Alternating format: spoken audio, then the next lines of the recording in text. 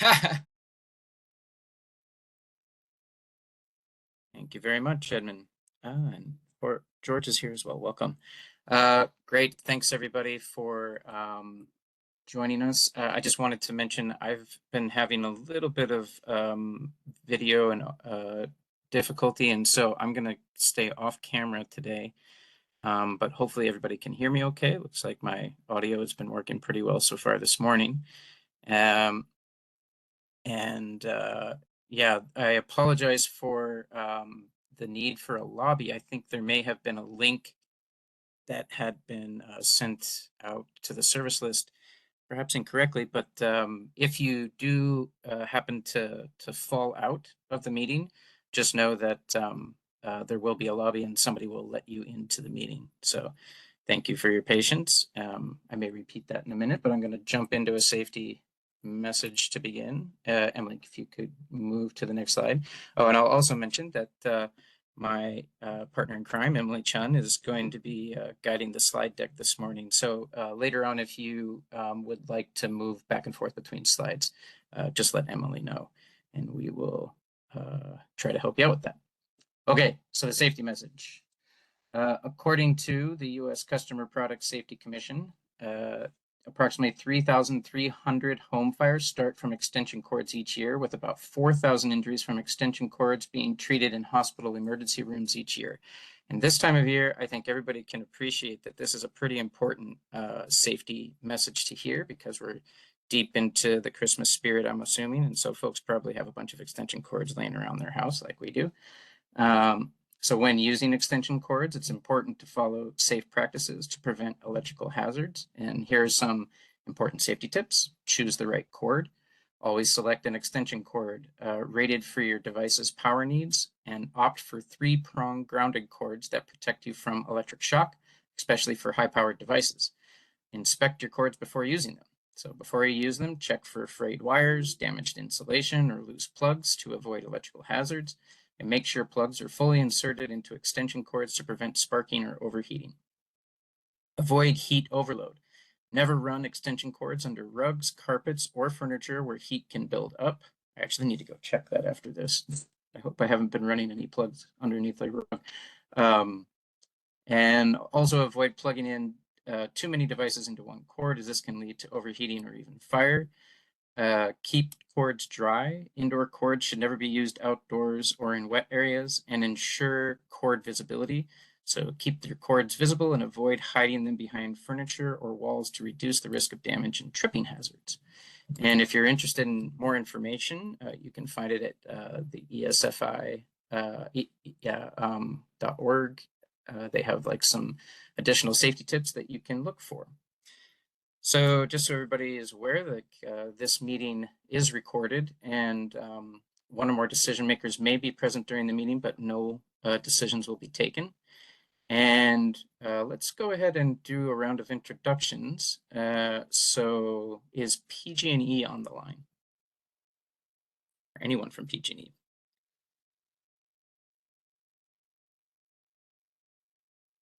No? Anybody from Pacific Gas and Electric? I see Hannah Keller is in the... Hannah Keller is here from PG&E. Sorry, I was trying to unmute. No worries. All right, great, Thanks. thanks.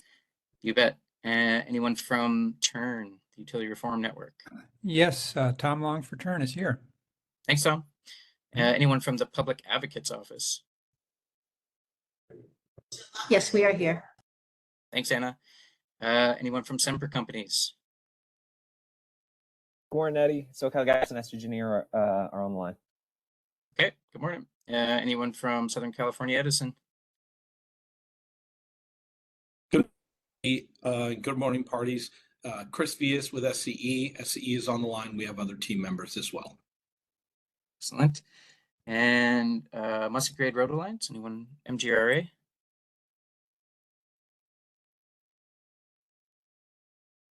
Let's see.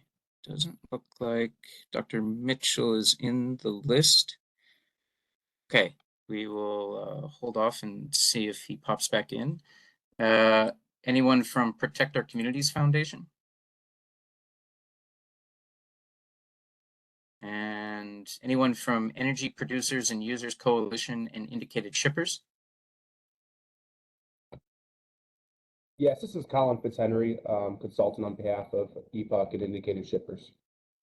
Okay, great. And anyone from the anyone from the Utility Consumers Action Network?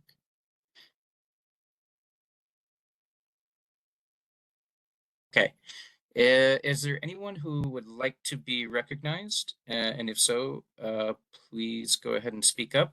Otherwise, you are welcome to post your information in the chat and you will be recognized there. Okay. Hi, this is Andy Biggs with Energy Safety. Thanks, Andy. Appreciate it. And if we could move the slide deck forward one slide. Emily. Great. So the agenda is going to be relatively fixed to accommodate presenters and stakeholders' schedules, but flexibility will be allowed only if there's consensus. And we'll talk about that maybe as we get through some breaks, but I have a feeling that we will be using the full time to discuss today. And then I'll just remind IT or anybody to remind me to save the chat history before the meeting ends. Let me just quickly go over some attendee participation. So IT related questions can be directed, I believe, to either Jacob or George, and I think they've posted their email in the chat already, so we're good to go there. Oh, thank you, Matthew. I saw that you just posted in the chat as well.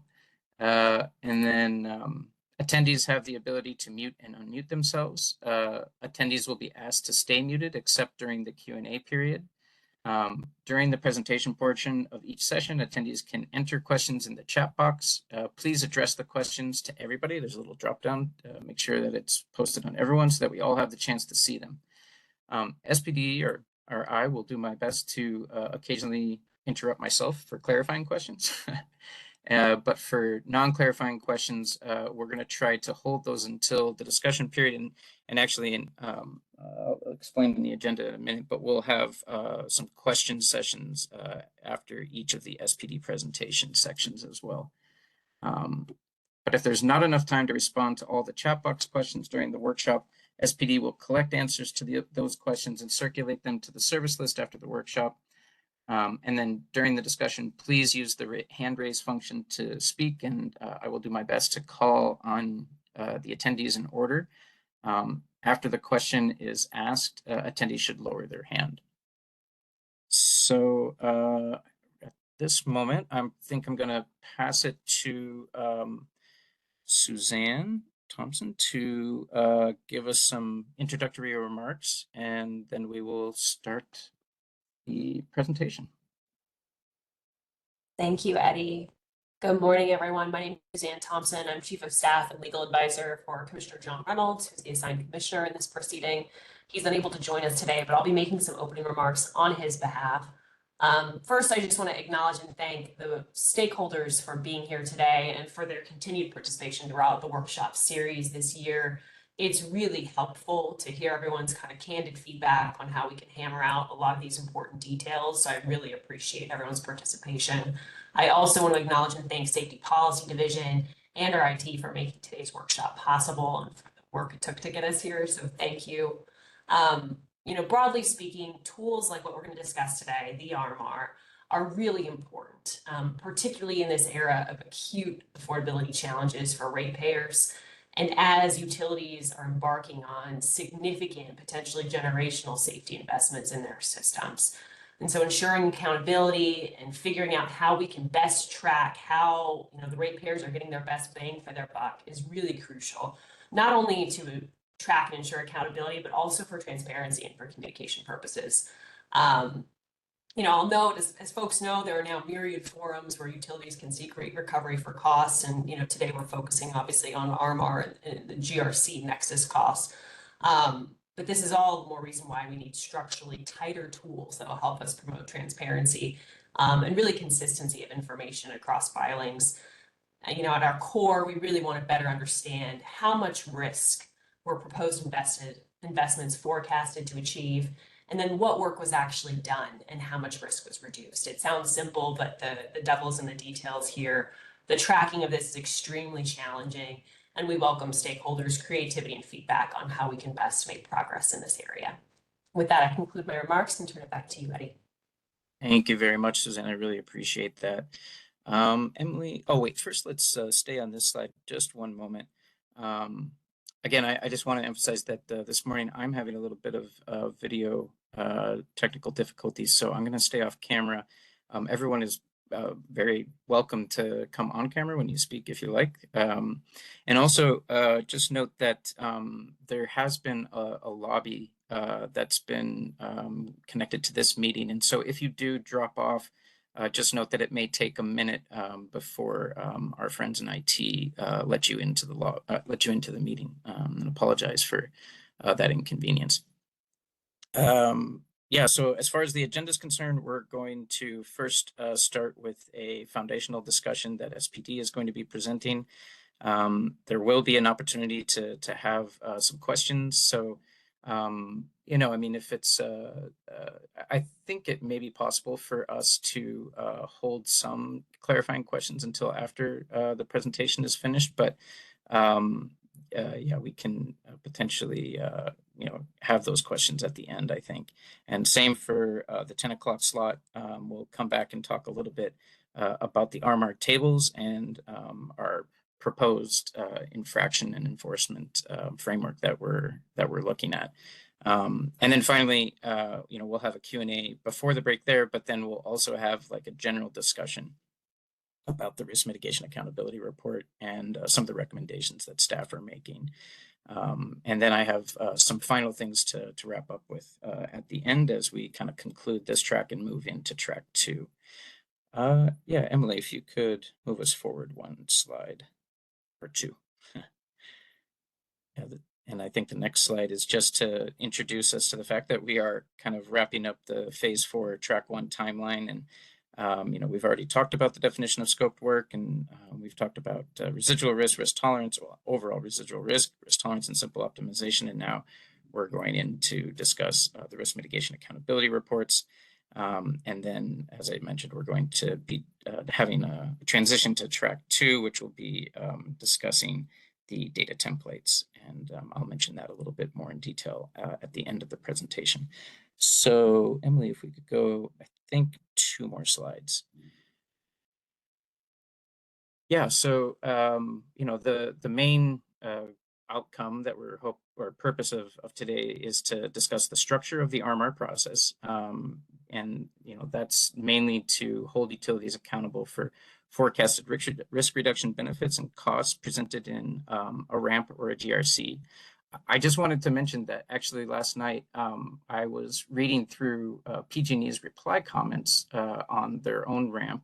They were replying to a comment that Cal Advocates had recommended that the Commission direct PG&E to evaluate the effects of incomplete safety, reliability, and maintenance work and how to address this deficiency in its upcoming GRC application. And you know, PG&E had actually noted that you know, the past performance of GRC-funded risk mitigations is reported in RSARs, and that the assessment of risk reduction achieved from prior mitigation activities is going to be addressed in the risk mitigation accountability report, but we're still under development here in phase 4. And I was, you know, very much looking forward to, you know, the fact that PG&E is recognizing that there's value to this RMAR report. And so looking forward to a productive discussion about that today.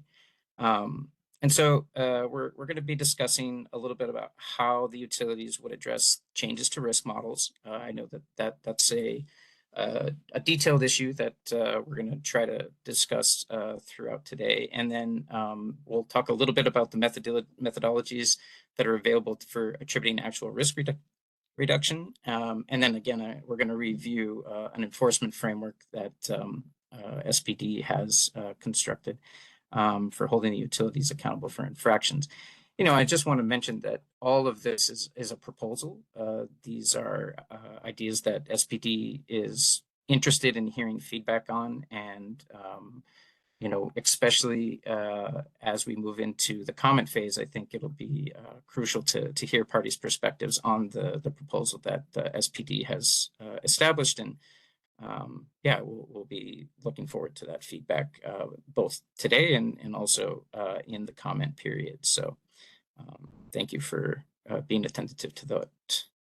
And so let's move on to the next slides. I think we'll go 2 slides actually. Yeah. So again, yeah, thanks. That's perfect, Emily. I think we're going to start off the presentation by having a discussion about some foundational aspects of the staff proposal. And I think at the top, one of the foundational pieces for the approach to RMR in the staff proposal, it draws from the concept of consolidated financial reports. A consolidated statement of risk would provide evaluators with standardized tables that examine risk and risk reduction from a variety of perspectives.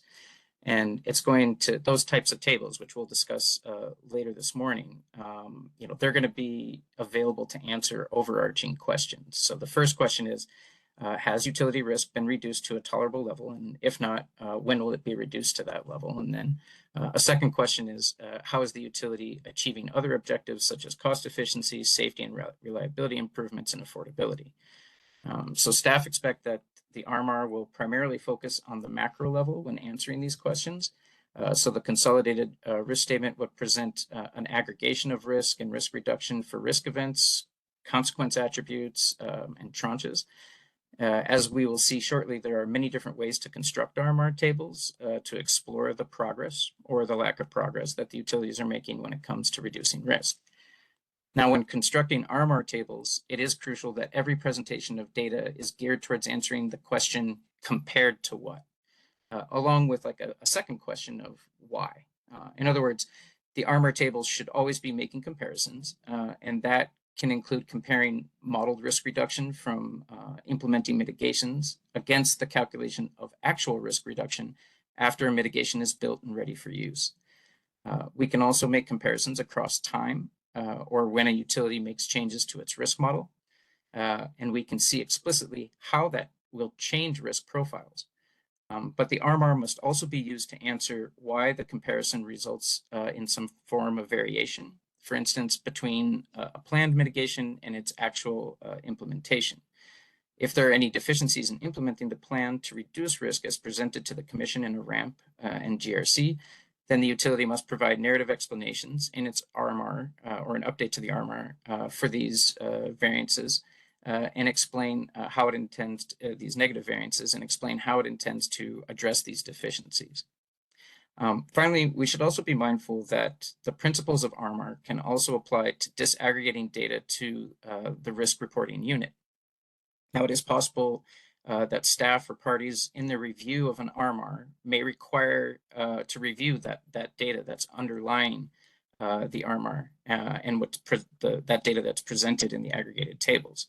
In such instances, the utility should be prepared to provide the RRU level data that was used to create the RMR tables. And can we go to the next slide?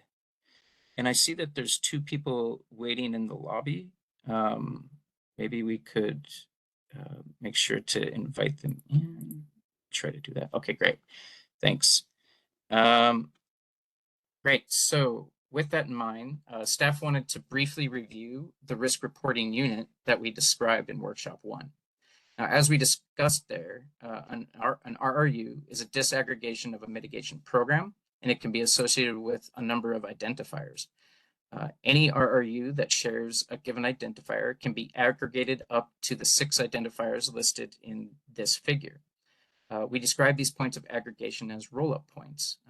So for instance, all of the risk reduction attributed to a covered conductor RRU that is located in tier 2 of the HFTD could be aggregated so the decision makers could determine how much risk reduction in tier 2 is achieved by this particular mitigation. So in contrast to the final submitted version of the workshop 1 staff proposal, we have now returned the identifiers of scenario and version to the list. Scenario is going to be discussed a bit more in the following slide, and version again refers to a specific version of the utility's risk model. And that happens for multiple different types of risks. Great, so why don't we move to the next slide. An important principle for understanding the scenario identifier is the distinction between the plan and results phases of the RMR. So the beginning of any risk program starts with a plan, which is a set of projections and expectations the utility presents to the commission through its RAMP and GRC applications. Evaluators can analyze the plan phase to make sure that standards such as risk tolerance are met or benefit cost ratio thresholds are exceeded. The results phase contains the plan, the results, and revised projections, and it makes comparisons between them. So this transition to the results phase is captured in the figure in the slide, and the results phase will also include the actual risk reduction achieved after a mitigation is used and useful, as well as reporting on any risk events that occurred during each of the years presented in the results phase. And I think that that becomes a little bit clearer when we shift to looking at some of these tables. But happy to discuss this in the upcoming Q&A that we can have in a minute. If we could transition to the next slide, Emily.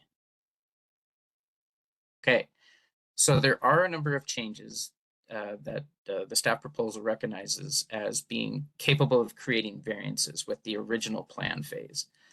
So there are real changes to the risk environment, and the RMR, as the staff proposal presents it, should be flexible enough to capture those kinds of changes. The utility can provide narrative explanations of these variances in an RMR update. Changes caused by shifts in a utility's organization, updates to risk models, or the subjective changes of subject matter experts. These may require the utility to implement transparent change management procedures. And these change management procedures require the utility to properly store and provide access to each scenario of a plan, forecast, and actual results of an RMR, as well as each version of a risk model. And then parties and staff would need to be able to make comparisons between the current versus the original plan phase scenarios and the current versus the prior forecast scenarios. But staff recognize it would be impractical to require a new RMR each time there were slight changes. Staff do note the need for creating bridging tables and narratives that capture the key impacts of the changes. And this process could include recasting, backcasting, or replanning, depending on the situation. So recasting would capture real changes in the risk environment because it would keep all of the original organizational and modeling structure in place from the original plan. We discussed backcasting a little bit during workshop 1, but essentially if there are organizational, modeling, or subjective changes, we would require the utility to restate its history using these updated organizational modeling or subjective changes. And this would allow an apples to apples comparison of forecasts and results using this new structure. Now, replanning would require a complete restatement of a plan, and SPD feels this should be an extremely rare event. And the proposal is recommending that that staff create a follow-up resolution to address the details of any potential replan. And if we could move to slide 14. So the staff proposal also provides initial guidance regarding how the utility should describe the confidence they have that the observed results of risk events are due to mitigation effectiveness as opposed to some other type of factor. So to first determine if there was any real risk reduction achieved, the proposal notes that there are one set of direct approaches that can be used for high frequency events, which includes various kinds of outcome analysis, and there are another set of indirect approaches for rare events, including a number of input analysis. It is also possible that hypothesis testing or other forms of statistical analysis could be involved. But the second step is to infer attribution of the real risk reduction to the mitigation. Most importantly is to determine the completeness and effectiveness of the mitigation implementation. One example might be to ask, did all the employees who needed a cybersecurity training successfully complete it on time to avoid phishing attacks? If there was not 100% completion of this training, then we might be less inclined to attribute the reduction in successful phishing attacks to the mitigation. It is possible to also consider hypothesis testing for addressing attribution, but SPD may address the potential use of statistical analysis in a follow-on resolution. Okay, let's move on to the next slide, but it's mainly, that before we go to a break, I just wanted to see if there's any clarifying questions about some of the foundational topics that we've discussed. And then when we come back from the break, we'll go on to discuss some of these specific tables. But I think for basically the next half hour, we're happy to just hear comments and feedback on this foundational aspects from any of the interveners or any of the utilities, any of the parties. Yes, Mark Lee.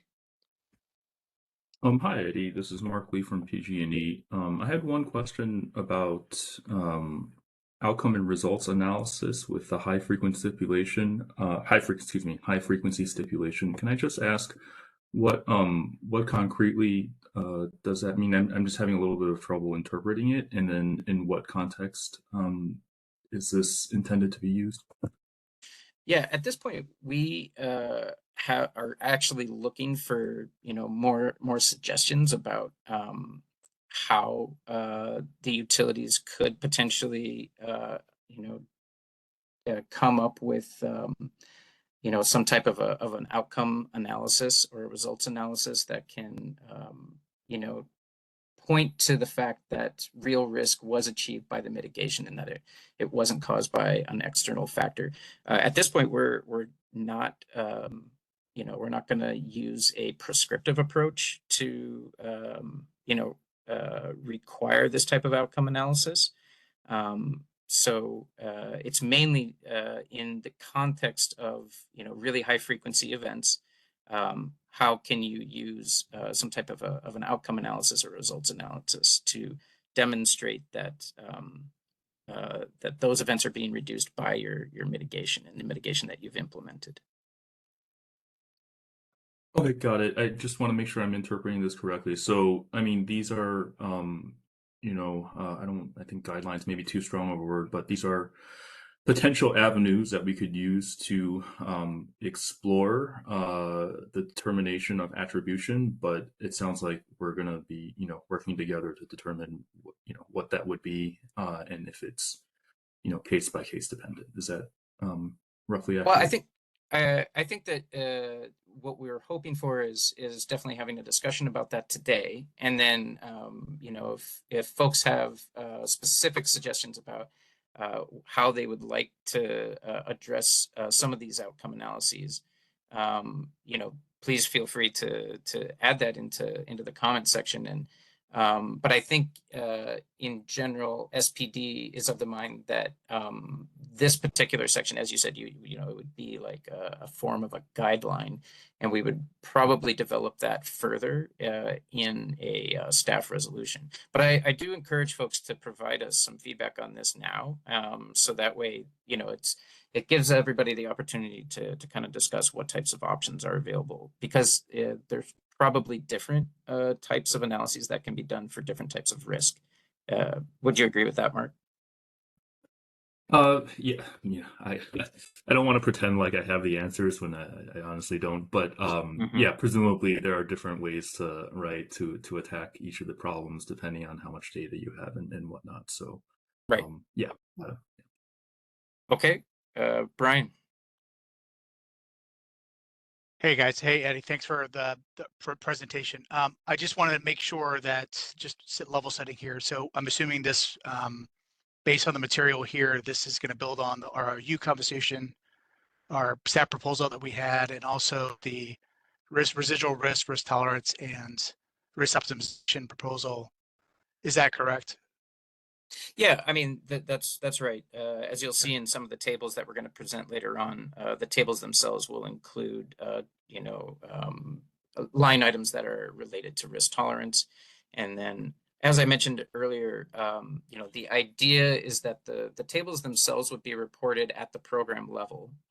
But, we're very cognizant that that information is going to be rolled up from some type of a disaggregation. We're calling it RRU, but it's essentially project level data that would roll up to your program level. And so if a intervener or staff feel that we want to have more insight into how you're rolling up your RMR tables, we will be filing data requests to look more closely at that information.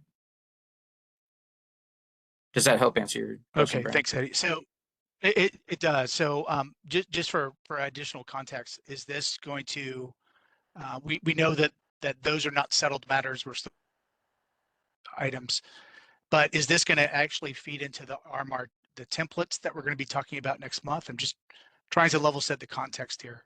Oh, yeah, thank you. The templates that we're going to talk about next month are those are data templates that would be submitted with a ramp application or with a GRC application. And yeah, you could say that in a way you could also use those templates as kind of a response to a data request related to the RMR. It's just that most likely, you know, when the RMR is filed, it would be filed after a GRC. And so we would expect that the data that's within the data template would be updated, you know, because by that point, we'll probably be looking at some forecasted data, but also some actual results data, depending on where we're at within the RMR updates. Okay, and then I have one more question. I know some others have questions as well. This also presumes that risk will always trend, or risk reduction will always trend down, which we know that's not the case for a lot of risks. Do you have thoughts on that? How that would be reported in this context? So I think as we mentioned, the RMR should allow for environmental changes, and I think that's what you're referring to in terms of like climate change and you know That's one of right. the reasons one of the reasons that we feel that requiring the need for a backcast or a recast is if the utility is making changes to its models or there is significant change happening, that you know we need to have the recast bridging table so that we can understand, you know, how, or the backcast bridging table so that we can understand how your models are changing to recognize, you know, the effects of climate change. And if, you know, we can see those comparisons, then we would be able to understand the progress that you're making even as your models change. But climate change is forward-looking and it's exponential. So I'm not sure of how that's going to inform your data if we do a backcast. But as long as we have bridging tables between them, you can at least understand like where you were in your history, how you came up with your original plan, and where your new plan is based off of these exponential models that supposedly are impacting your risk at an exponential rate. You know, cyber risk is a risk, and it is exponential, so I wouldn't dismiss it. No, yeah, I mean, cybersecurity is meant to be included within these tables as well. Okay, thank you. Yeah, Jill, I think you're next. Hi, this is. I think you have a pretty strong echo.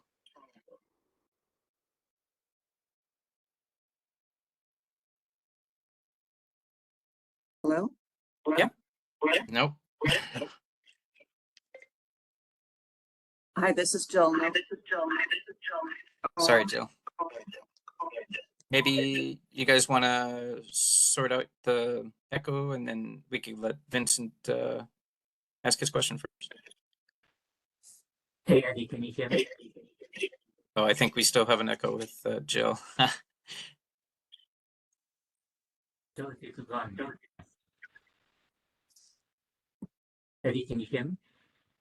Yeah, okay. Go ahead, Vincent. Eddie, you had mentioned earlier developing some resolutions to kind of fill in the details on how to evaluate medications. Can you give us some insight as, you know, the path forwards towards staff developing these resolutions, the timelines you're thinking of, the process, you know, any feedback process, or however, you know, if you have more details behind that, that'd be appreciated. Thanks, Vincent. I don't have a firm timeline on that right now.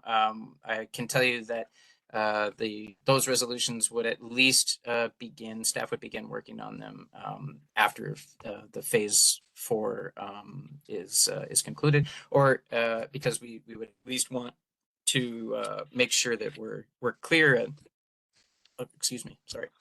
We just want to make sure that we have a clear way forward with this framework of RMR as it's presented in this staff proposal before we dive completely into some of those additional staff resolutions. So yeah, it would at least, that process would at least begin after the conclusion of this track one.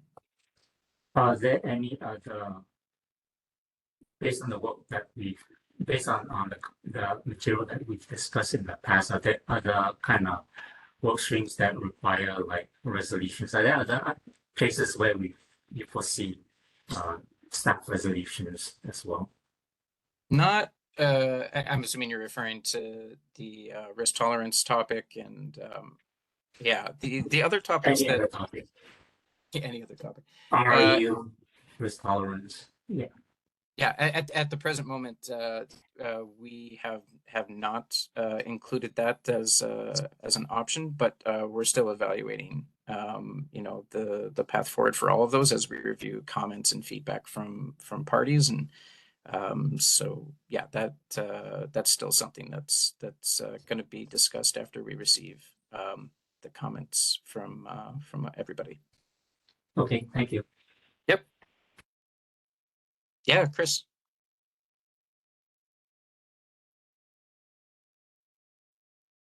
Whoop. Chris, can you hear me okay? I'm sorry, I was muted. Yeah. Yeah. Okay. Looks like, I'm sorry, my video might not be working correctly right now. Oh, we that can might see be it. better. Okay. I was just curious. So the risk spending accountability reports, the RSARs, those are submitted annually to the ramps and the GRC dockets. I'm curious, is there, would this, the ramp cycles, the GRC cycles are 4 years, so there's quite a time lag between those ramp applications and the GRC applications. Would there be a reason why these would not be submitted on a similar timeline as the RSARs?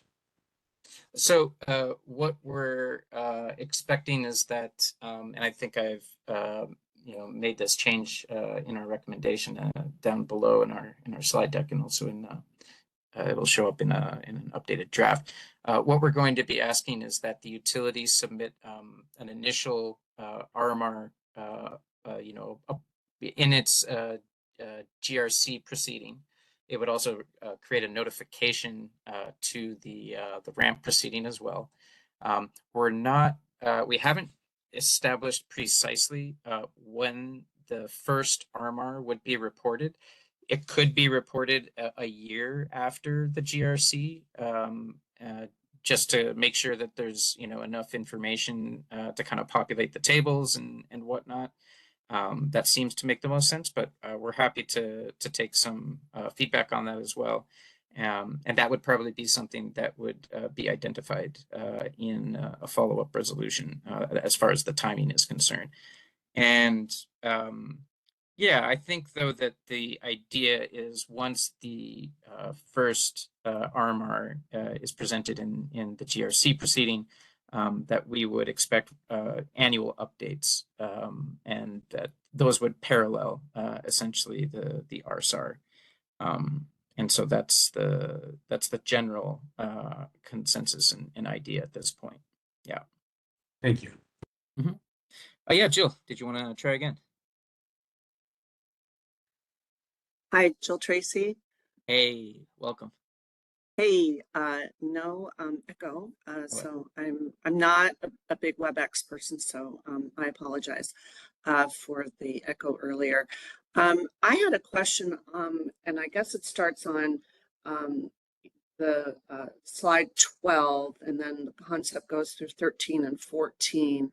Okay. And I really appreciate you know, you've got the risk mitigation forecasting and the planning phase, and then you've got the actuals and the results phase, and then you've got this ability to backcast, and it's all over a time horizon.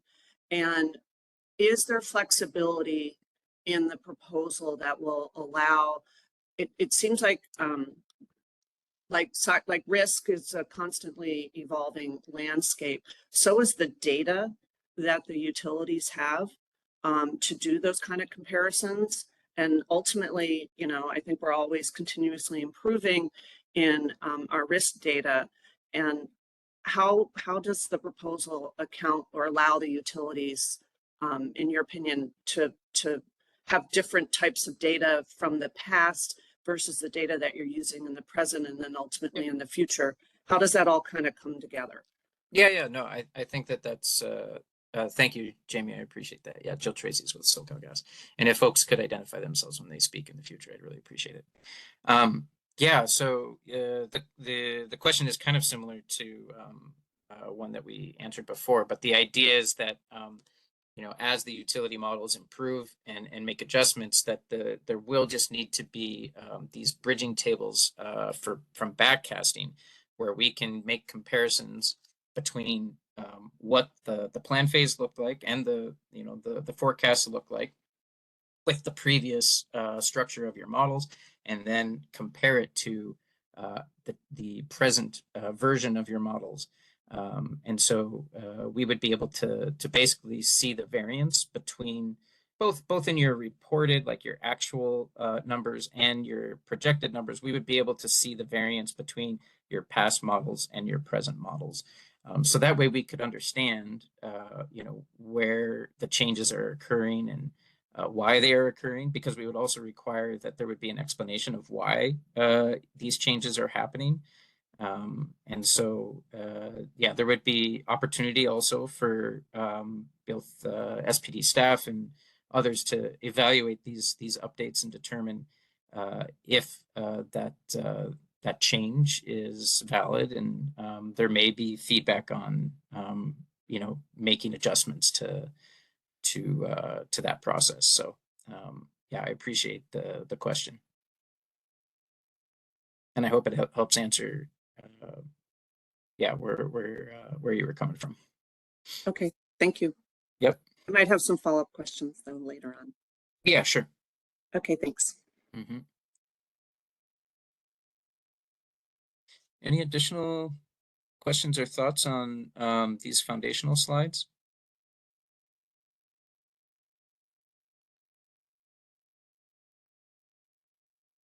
Can give it a minute or two if folks need to think of some questions.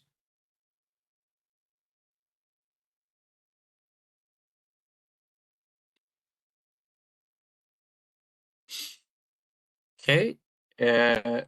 If everyone is in agreement, we can also take our break slightly early and come back in about 10 minutes at 9:55.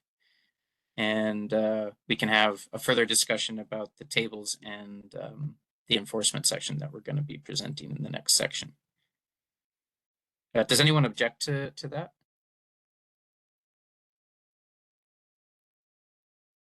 I hear none. Emily, if you could move us to the break slide, and then one more back. Great. Great. And let's take 10 minutes. So we'll come back at 9:55. Or yeah, 9:55. And we'll start the presentation again. Thanks, everybody.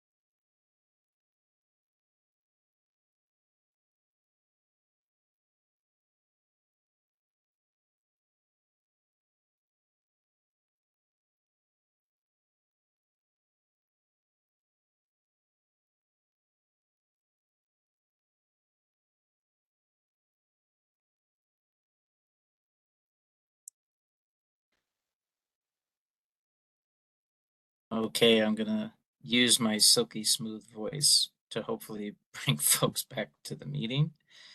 Maybe Emily, you could also advance the slide once, and then I'll give everybody another minute or so. If folks want to shoot me a thumbs up for when they're back. Oh, the audio is cutting in and out. Thank you, Brian, for letting me know. Is that slightly better? Okay, great. I see some thumbs up. That's good to know. And I will try to stay close to my mic. I apologize for the in and out audio. Thanks, Brian, for the warning. So let's go ahead and get started with our discussion about the tables. So the RMR tables that SBD will introduce in the following slides are organized according to two different types of classes, which we call stock and flow. The flow are here highlighted in green and can depict mitigation benefits for a given reporting period, the sum of all reporting periods, and the sum of the plan periods or forecast periods. So flow data are additive, and the benefit cost ratios are calculated from flow data. The stock highlighted in blue focuses on a point in time result, usually an end of period, though it could also be the average between periods. Stock data are not additive. So let's run through the example here, and I'll start with the stock items. So in this table, we see at the top a level of pre-mitigated risk at the point in time before any new mitigations are considered. Below that is listed risk reduction, which is the point in time impact of mitigation activities. Next, overall residual risk is the point in time level of remaining risk after risk reduction. And then risk tolerance is the maximum level of expected risk at a given point in time. And again, these are all examples of stock items. Now, the interpretation of the stock items in this table is that pre-mitigated risk begins at a level of $100.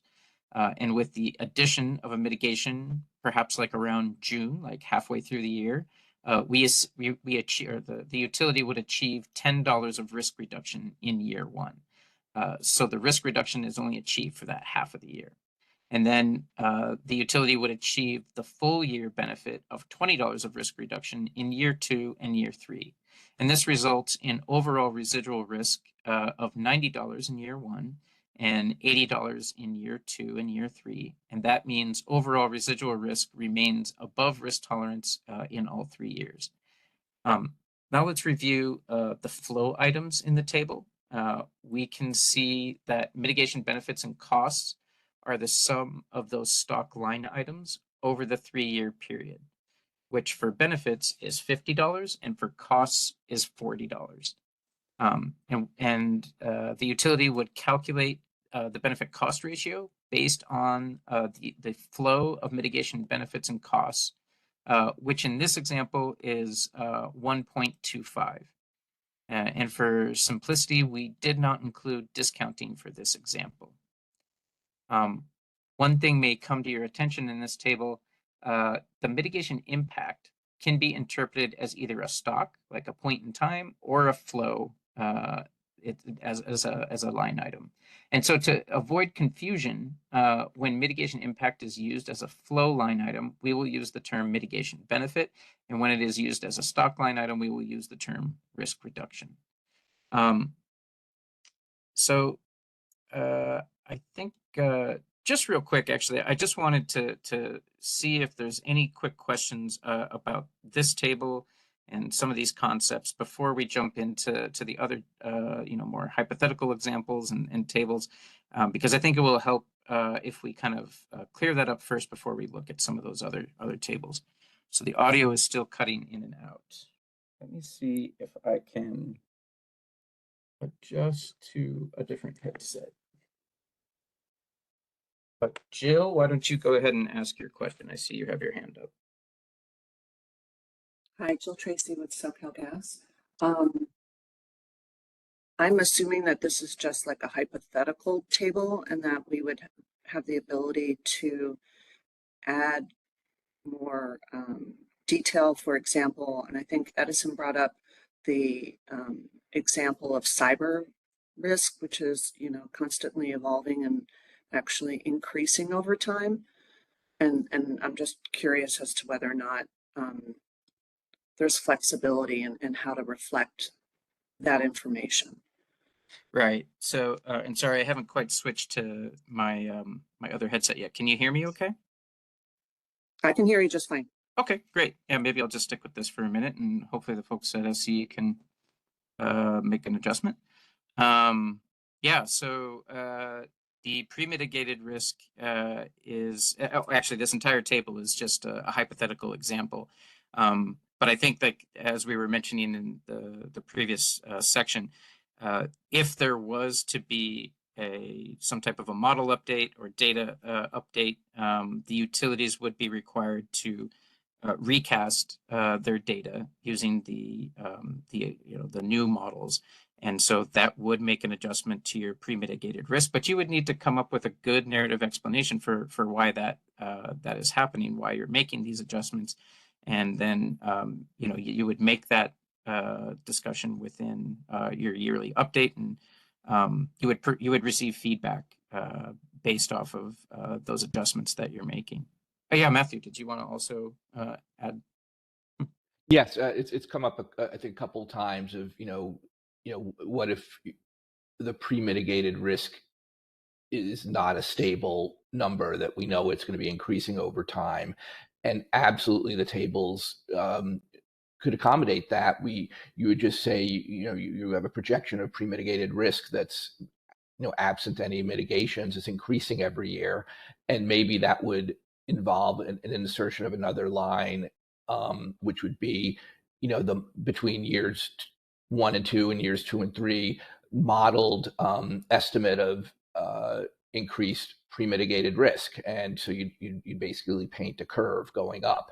So we have not presented it that way because it would be kind of complicated and hard to explain, but the framework would absolutely accommodate it, and that would not require backcasting and all those other things, because it's basically something that you communicated up front that you expected to happen.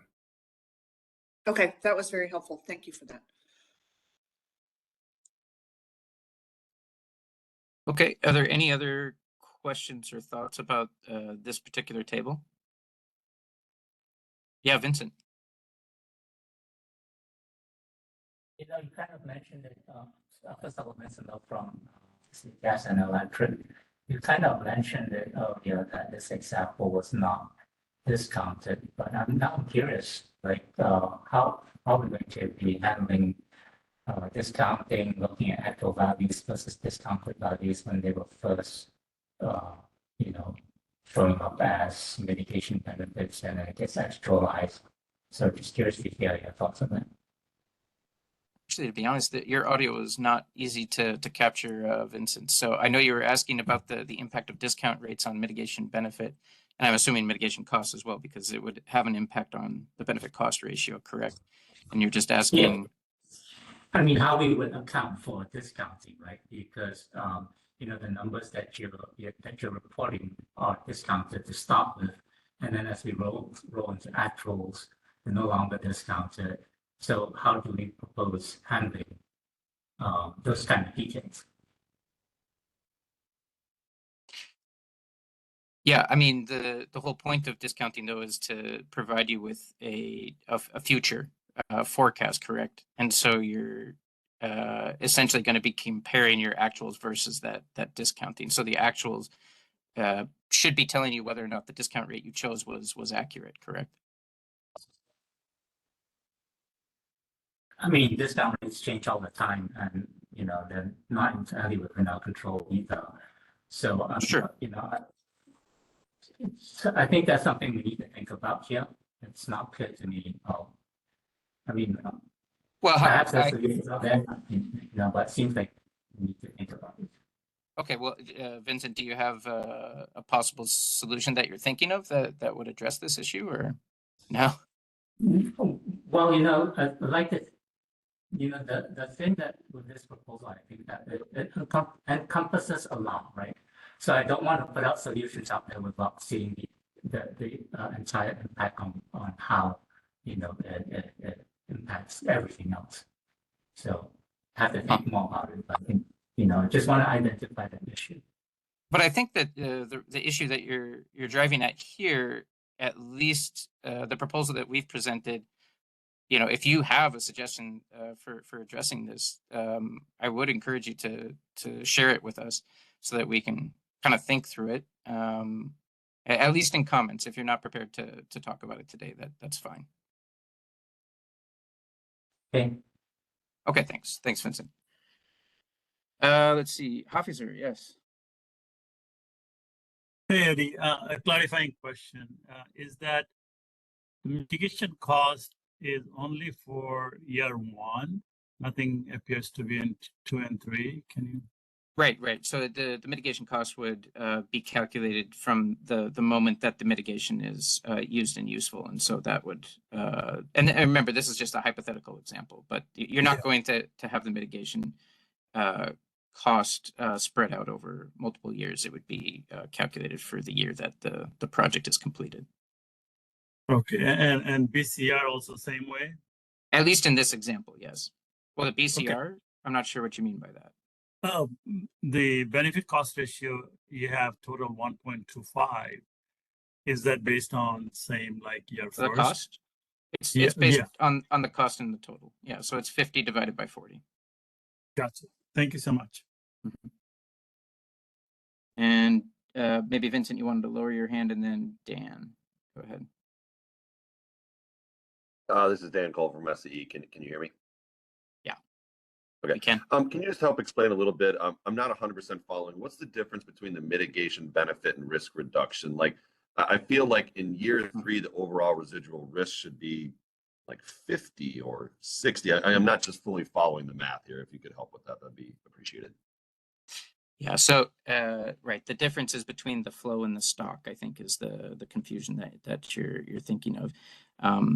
And maybe it's not all that intuitive, but the idea is that the mitigation reduces risk by $20 every year, and it maintains that level of overall residual risk at 80 for each of those years.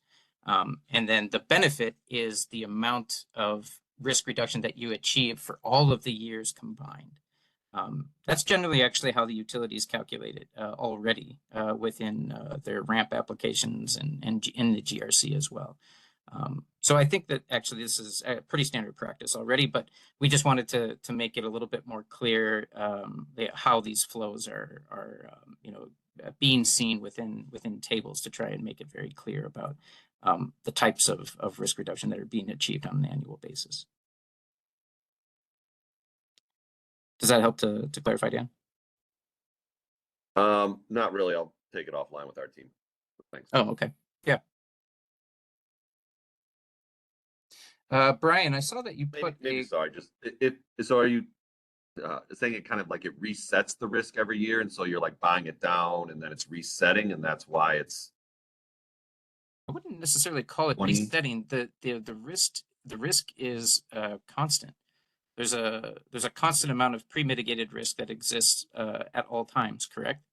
And it could be increasing or it could be decreasing depending on different different. And I think Tom has the same question I have in the chat. Like, sorry, go ahead. I didn't mean to cut you off. Go ahead. Go ahead, Brian. You guys, there is also some complexity here because consider the impact of this is a lot more complex, I think, than what we're conveying in this table. Remember that it's just an example, but I also want to address actually Tom's question in the chat, and maybe that'll help clear it up. Is that Tom asked, why shouldn't residual risk be $70 in year 2 and $50 in year 3? And Tom, I just want to make sure that it's clear that the risk reduction that the mitigation achieves is constant for that period of time. right? The mitigation efficiency is not increasing exponentially.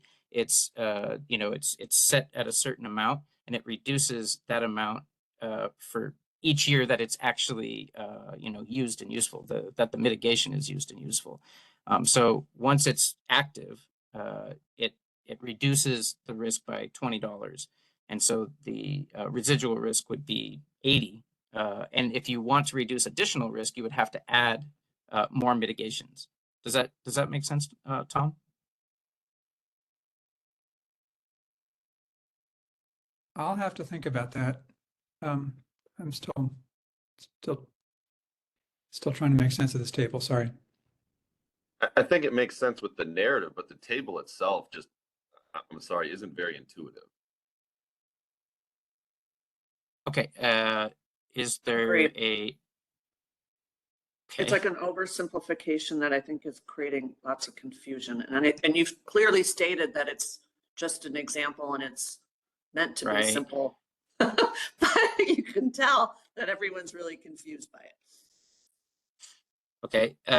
I mean, we definitely base this off of the practices that folks are already using in their ramps and their GRCs. So I guess maybe it would be best for you guys to kind of discuss internally about what this table looks like, and then you could provide us with some feedback on how you think it would be adjusted.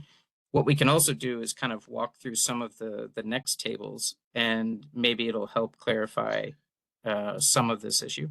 Yeah, go ahead, Dan. Or did you want Brian to speak up? I'll go real quick and then I'll hand it over to Brian. Would you be able to point to like where?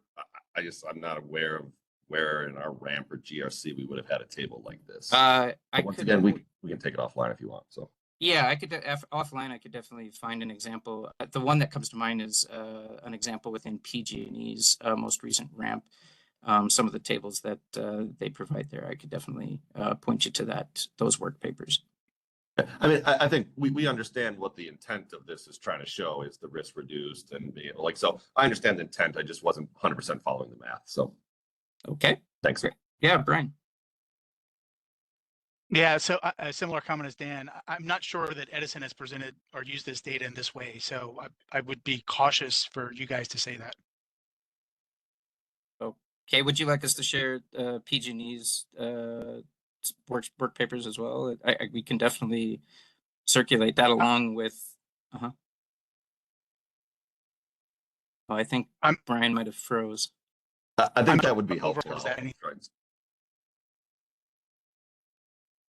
Sorry, hey, Brian, you're cutting out quite a bit. If you want to try and put something in our Teams chat, I can put it into the WebEx meeting here. But I think maybe Eddie, to answer your question, I think if maybe in the next version of the staff proposal or something, if you could provide that example, that would be helpful for us to be able to then address it in our written comments. So yeah, you know what? At least what I could do is I could make a citation to the work paper, and then folks could dive into it. I think that's probably the best way to go to move forward. Thanks, appreciate that. Okay, great. If we could go to the next slide.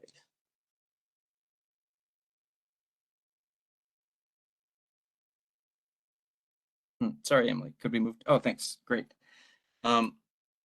So we will look here at a number of hypothetical examples in the following slides in order to introduce what staff feel are some essential tables that should be included in an RMR, but we are open to suggestions for additional tables. That's an important goal of this workshop and of course of the comment period. In these first plan tables, there is no history to evaluate. The first table on the left is a summary table for mitigation benefits and costs at the enterprise level, and these are flow items.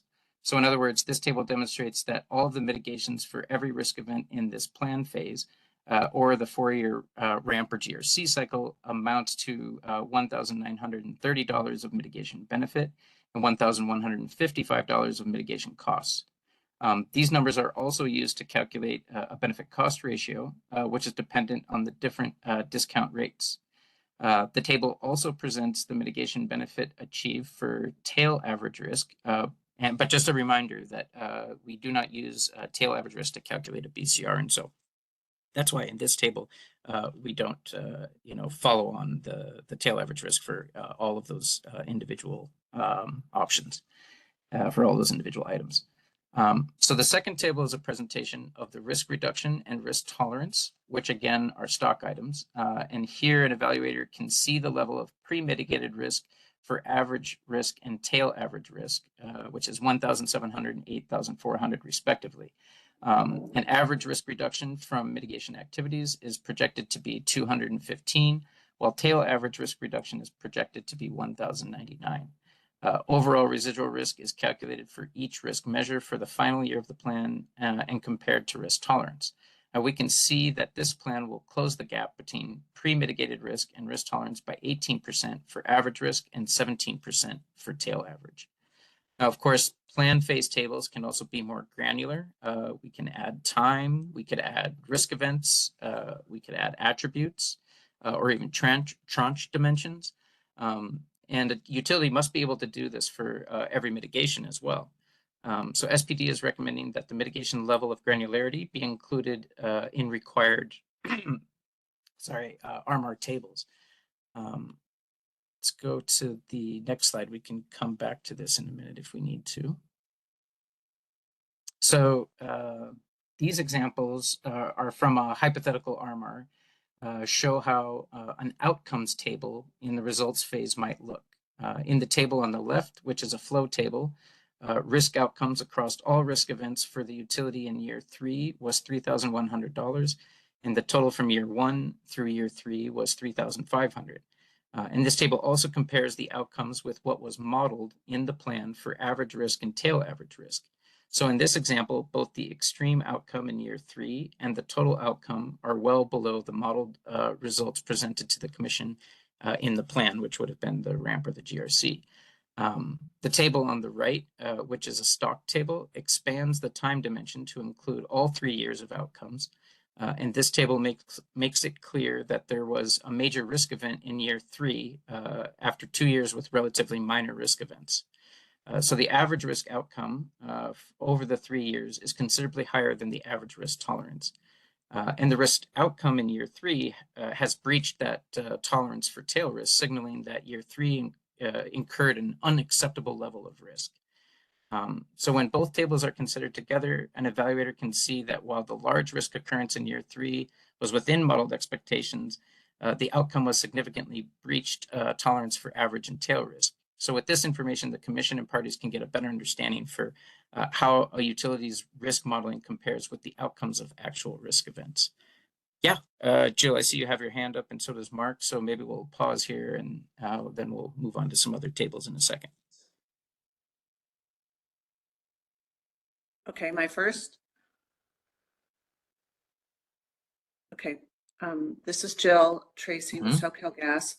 Thanks. Eddie, I just have a question about how these tables, if you were to, I'm assuming this is an asset risk and not a non-asset risk that's being exemplified here. Yes, I believe. Okay. No, and I just had a question as to how would you account for a non-asset risk such as employee safety that is largely based upon SME input, and how would that be reflected in a table such as this? So the table is just reflecting, well, first of all, this is an outcome table, right? And so this would be a calculation of the actual risk event, right? So were you referring to the previous slide or this slide with your question? Oh, maybe it's the next slide where I think you have, you've got cyber and wildfire and hydro, and those are all asset-based risks, and there are no non-asset-based risks. So it's kind of, I just didn't know how that. Okay, maybe we'll hold that question then until after we get through that slide, and but thanks for raising that, and we can come back to that. Yeah, Mark, did you have a quick question on the outcome slide? I just yeah, let me know if you're not hearing me well. No, we can hear you. This is Mark Lee from PG&E again. Thanks, Eddie. I have two things here. One of them is less of a question, more of a statement, but I'd still like to hear your very much like to hear your reaction. First, I'll start off with, we talk about the slide talks about modeled risk and actual risk.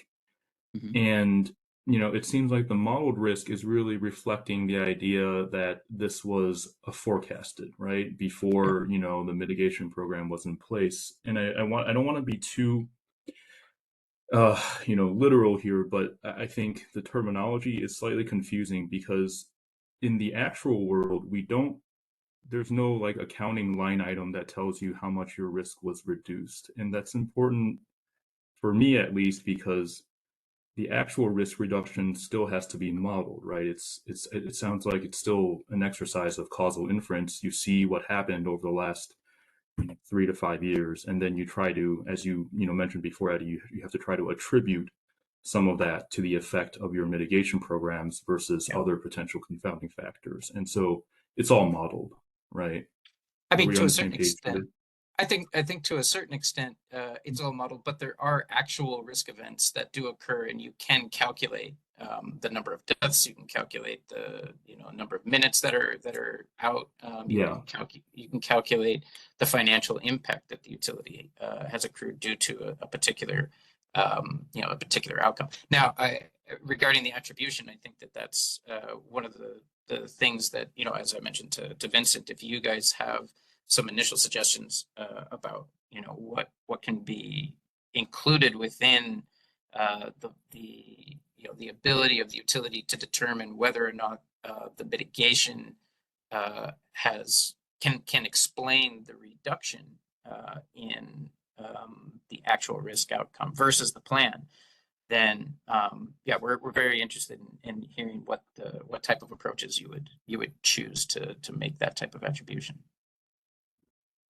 Yeah, and I think that's we're really driving at the heart of the issue here because totally agreed, right? That what you see are, let's say, the number of incidents that accrued, but the attribution part, the counterfactual, right? But for a mitigation program, what would have been? That's the hardest question to answer. And so here, as you mentioned, Eddie, it's kind of just a challenging exercise, and I don't.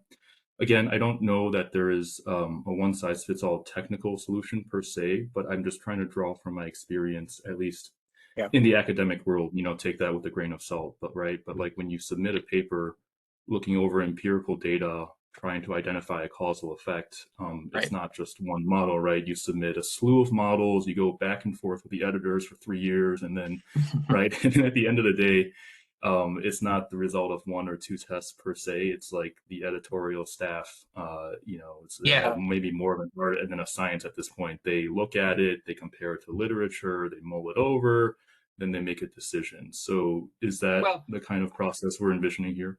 I just want to emphasize that one thing that I certainly agree with is that we didn't specify like a single test that can determine attribution in our proposal, and we've left it open for discussion. And in fact, I would encourage probably multiple tests in order to determine what the attribution is, or at least that's something that we can consider, and that also should be open for evaluation from staff and from interveners. And you guys will be asked to provide a narrative explanation for why you think that the test that you've chosen makes sense. And like I said, I would definitely encourage, at least in the comment section, for anyone, interveners or the utilities, to provide what they see as valid tests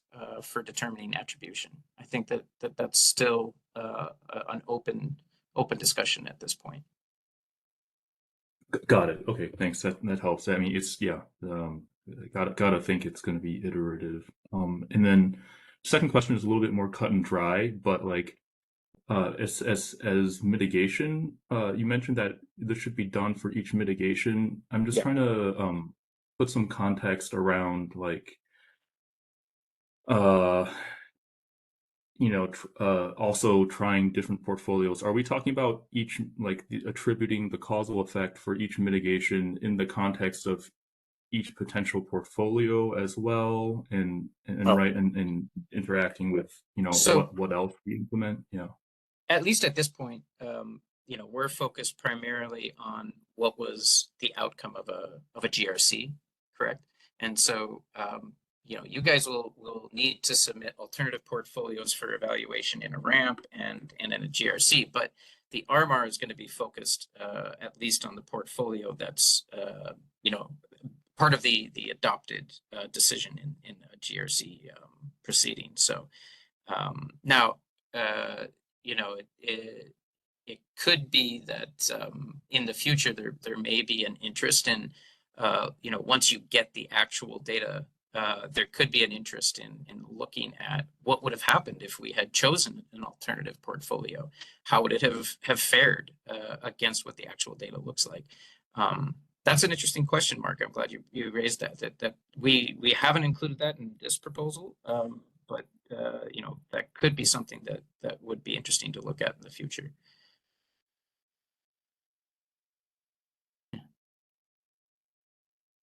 I appreciate that question that Judge Lakey just raised, because I think that maybe that is a very kind of straightforward solution.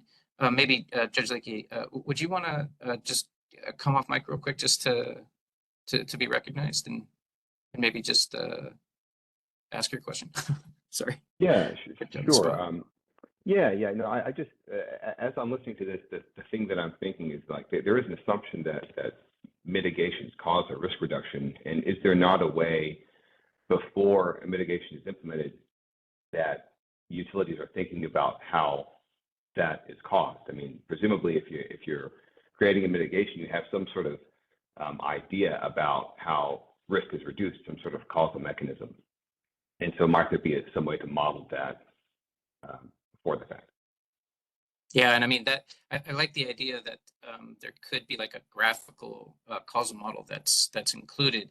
That might be a really important thing to actually include in a ramp application, and of course in a GRC as well. So that way, when you get to this stage of attribution, at least you've kind of presented what that causal relationship is, and then it you know, it would help to address, you know, some of this issue about attribution. Yeah, I don't know, Mark, if you had any thoughts about that you wanted to add, because I think it addressed your question.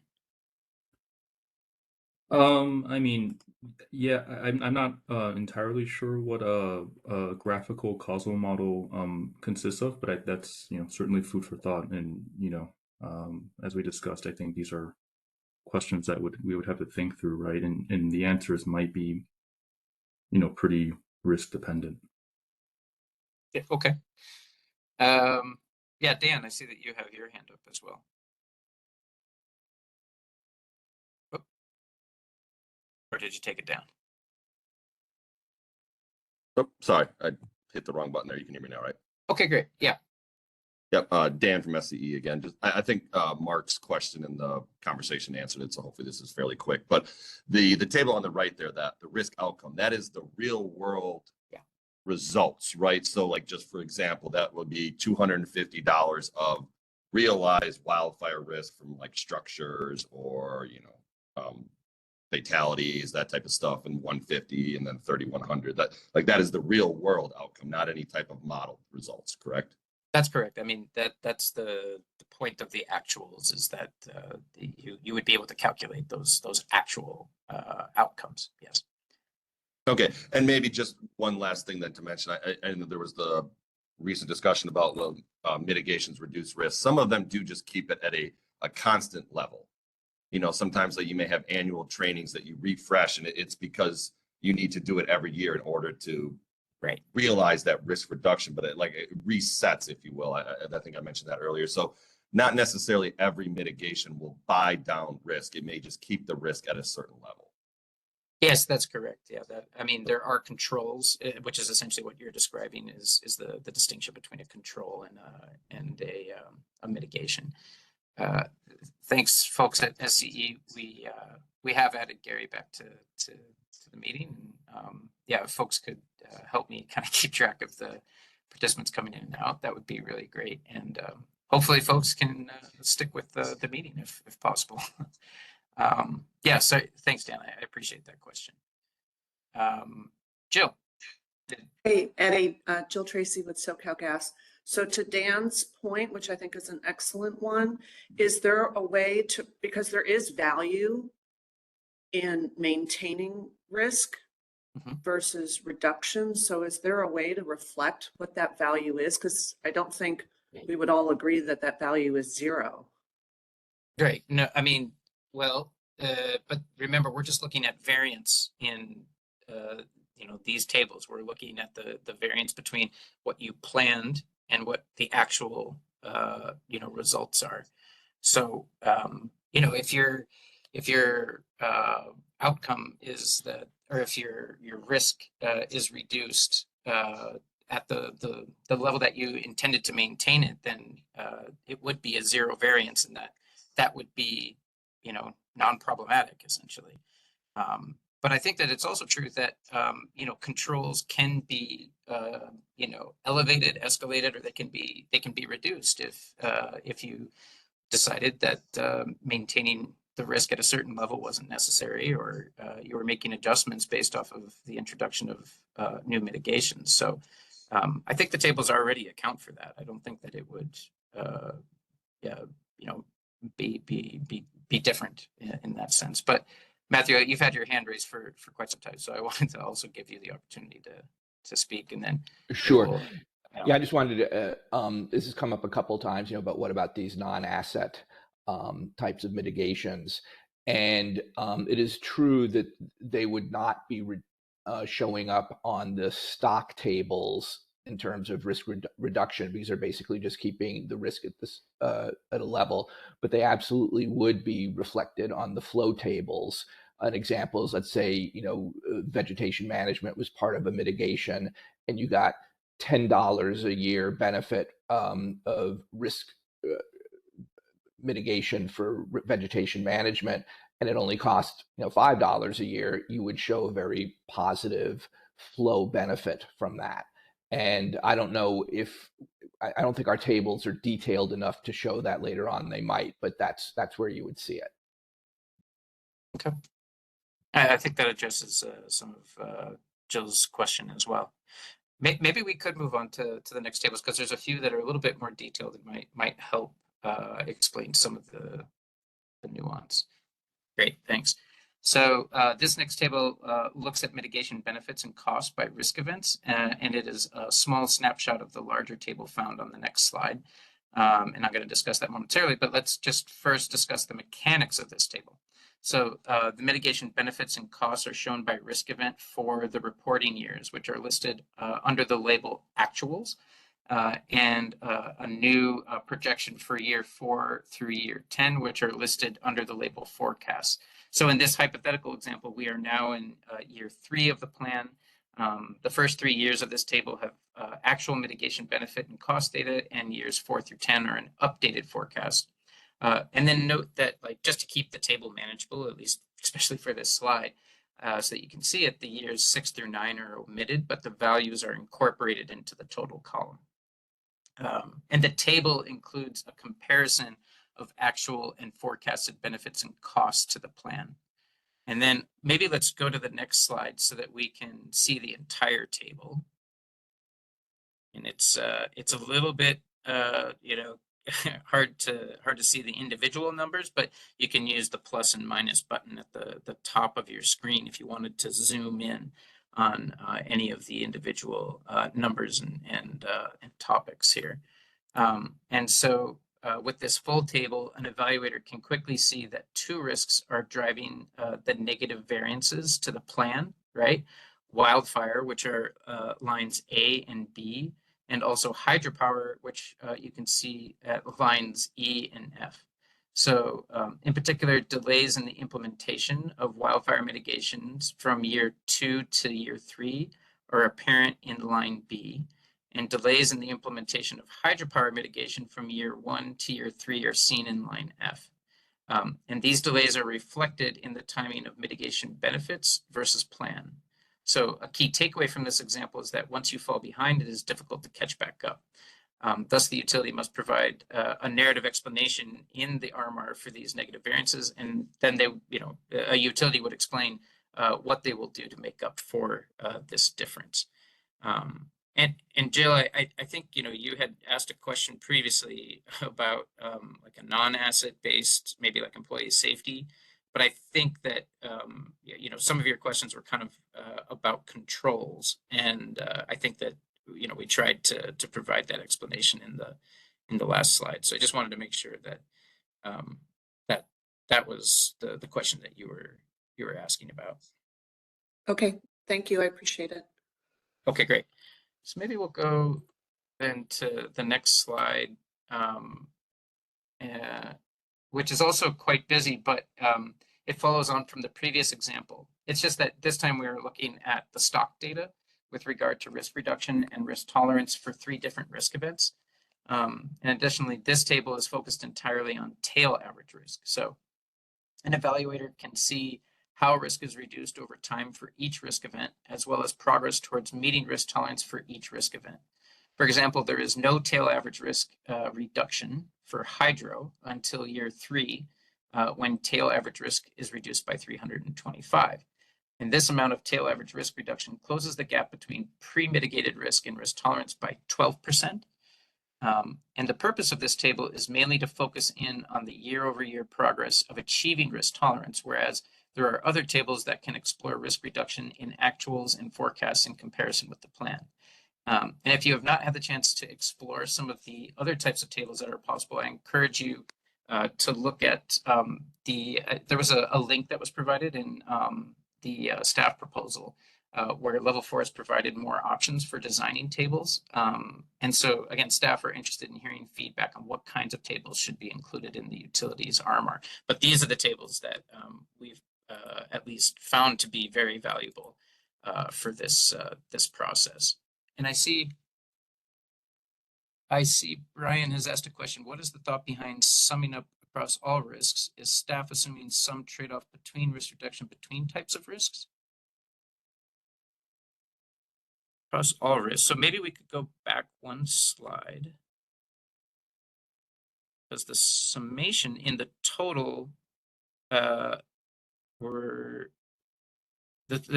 not sure if I quite follow Brian's question, because we're just summing across one of the risks. I guess the question is more like, do the individual risks need to be included in like a single table? And that they don't actually. I mean, if you go back one slide, Emily, I think the table could just as easily just be wildfire. I think for like presentation purposes, you could have all of the risks together if you wanted to, and that would also allow a reviewer to just kind of look very quickly at the relationship between. There are rows labeled total. I don't see a row labeled total, so it's 21. Oh, sorry. Could you go forward, Emily, one slide? Yeah, go ahead, Matthew. Yeah, if the question is, why do you add up the total? To me, that gets to the nature of this is a consolidated statement of risk. An evaluator, I think, would want to know at the utility level is overall risk, not just any individual risk, but is overall level risk being reduced, and by how much? Yeah, I think it's more just as a high level understanding of how risk is being reduced for all of the risks together. Yeah, these are only examples of ramp risks. So this is just what would be submitted in a ramp and then in a GRC.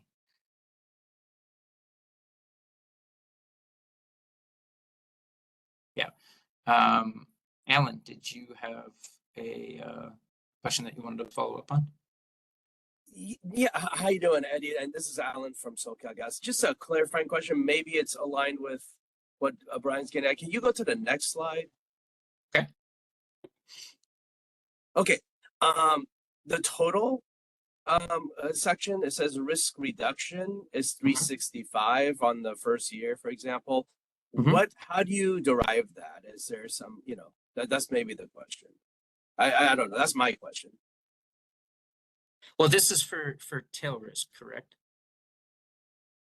Yeah, just maybe and just asking the 365, is there some, are we doing some kind of a elaborate, distribution addition there, or how do you get that from like 0, 72 and 250? Yeah, that's a good question, actually. I wonder if that's maybe a typo. I don't know, Matthew, if you had any feedback on that. Yeah, I'm just looking at this for tail average. The answer is, yeah, the tail average risk is not additive. And so there is, distribution adding in the background going on. But yeah, something doesn't look right, because normally it would, you'd have, you'll have to go back and check if there's a typo here.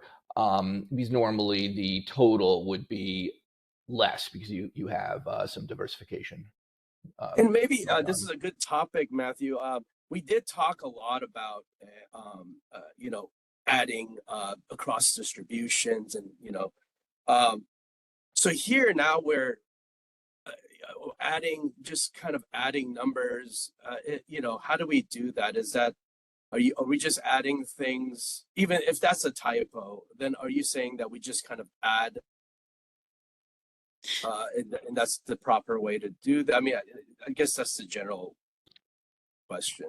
Well, we do have a separate, work path on, interrelationships and, probability distributions. And we haven't gotten to that yet. But yeah, when you're talking about tail risk, that's where you'd be adding the probability distributions to get the right answer. So that you would add your distributions and then calculate the tail risk off of that. That's really, a whole different topic that we should get into. But that's, usually when you'll see in the tables that we posted on the tail average, we asterisk it all over the place, saying it's not additive. So you can't just go and add the 95th percentile of 3 different risks together and get the 95th percentile of the total risk. So mathematically, it doesn't work. Right, and I think that's this, actually this does look a little bit weird to me. So I have to go check. And thank you. Yeah, and I'll put the link to the broader set of tables that Level 4 developed. The SPD proposal only selected a segment of those for discussion here. Yeah, Yumi. Oh, hi. Good morning. Hey, Eddie. Yumi from PG&E. I just cannot wrap my head around how and what does it mean to be computing tail average for the actuals? Right, actuals is what's realized. There's no probability associated with it. Yeah, but so the tail average would be the I guess it would be more the tail risk within that year. No, it would. Yeah, actually, Matthew, that's a good point. Actually, Yeah, maybe so this table.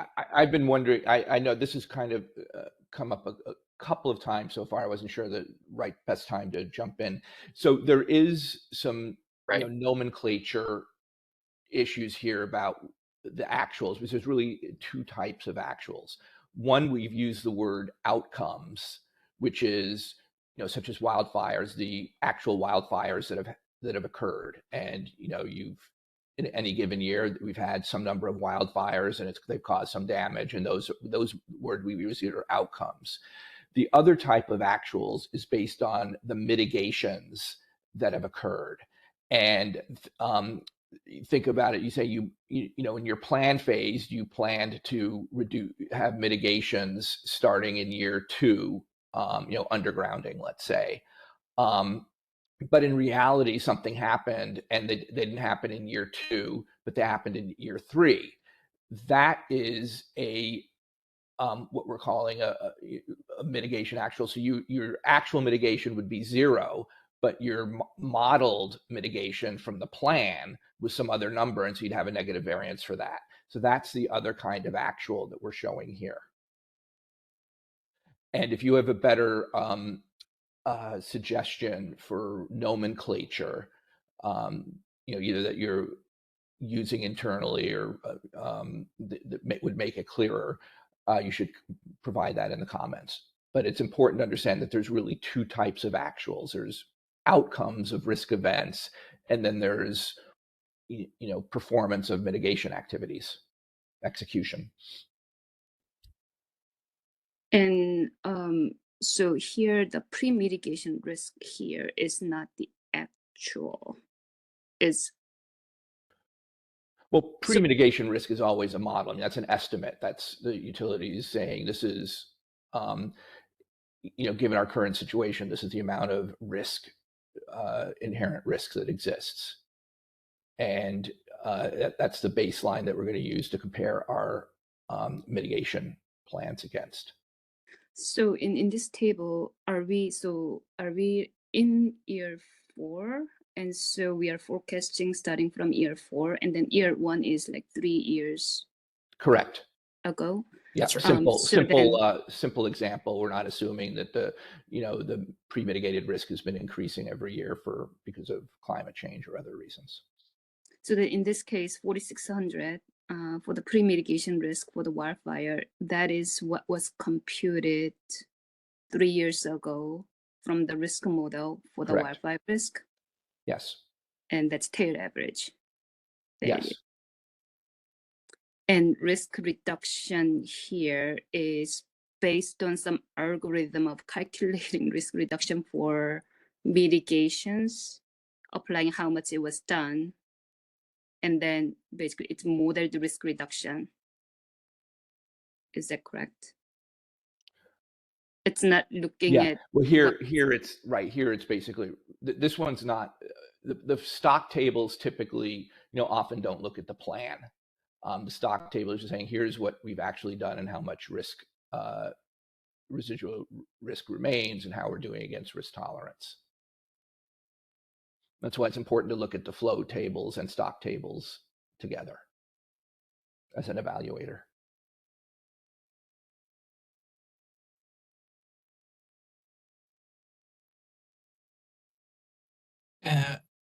I also saw that Brian, Yumi, did that help answer your question? Okay.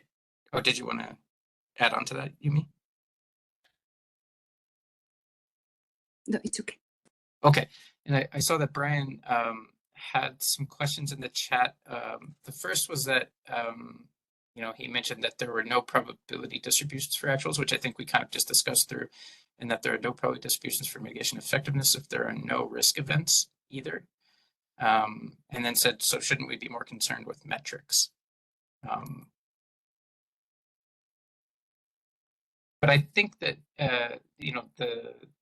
the issue that we're discussing, or that Brian's actually discussing, if there's no risk events, would be the relationship that's discussed in the outcome tables.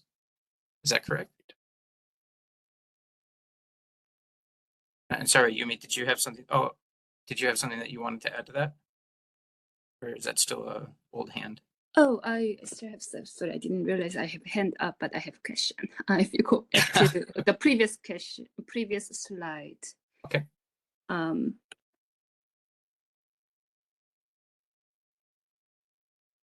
Yeah.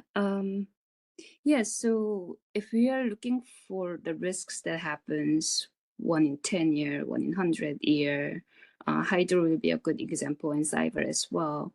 And so wildfire risk, the average risk, are these all? Yeah, I'm trying to figure out, it's going to be 0 for outcome, right? Maybe I was referring to the other table. I wonder whether it will be misleading to show the actual risk, which will have 0 values for those rare events that we are trying to model, and then it might be misleading because it could happen in 1 in 10, or it doesn't show up in this 3-year time period. Right. I think the outcome tables are more of a way of kind of demonstrating what the kind of the level of quality that the risk modeling is providing, and it could be a type of I think it's almost a type of a calibration table that kind of helps the utilities understand whether or not the risk modeling is accurate or not.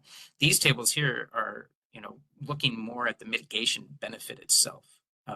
It's not the actuals here are not the outcomes. That's what Matthew was kind of describing. So I think it's still kind of the same issue that was discussed in the next slide as well.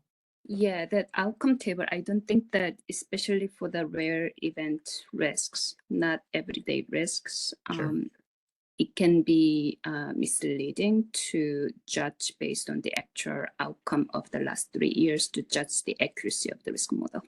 And then in that outcome table, there would be a narrative section where the utility would, at least provide like literature or some type of documentation that explains, like, even if there is a 0 outcome for those years, there is still a risk that there could be an event, but that should be, it still should be presented.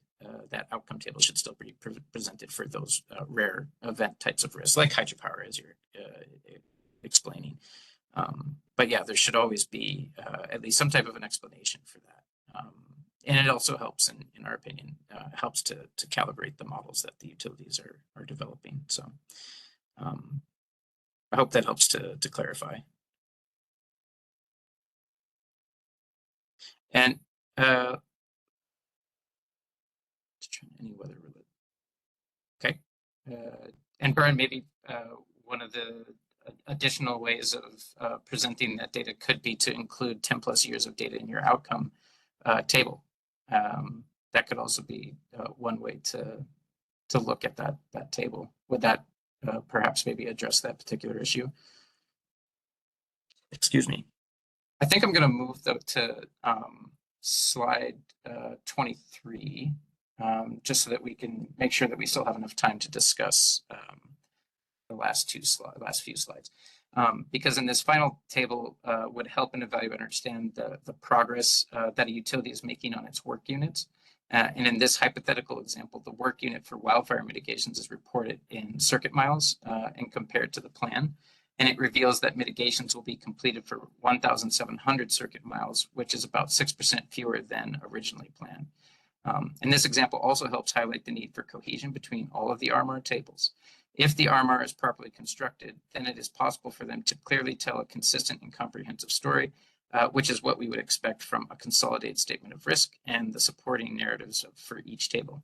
Such an approach should help build confidence among the public and investors alike that the utility is transparently and responsibly investing in risk mitigations.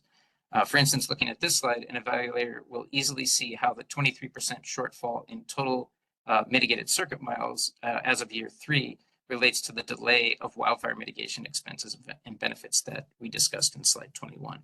So also just a note that, the tables do, we would hope would have kind of a interlocking relationship that an evaluator would be able to see these relationships.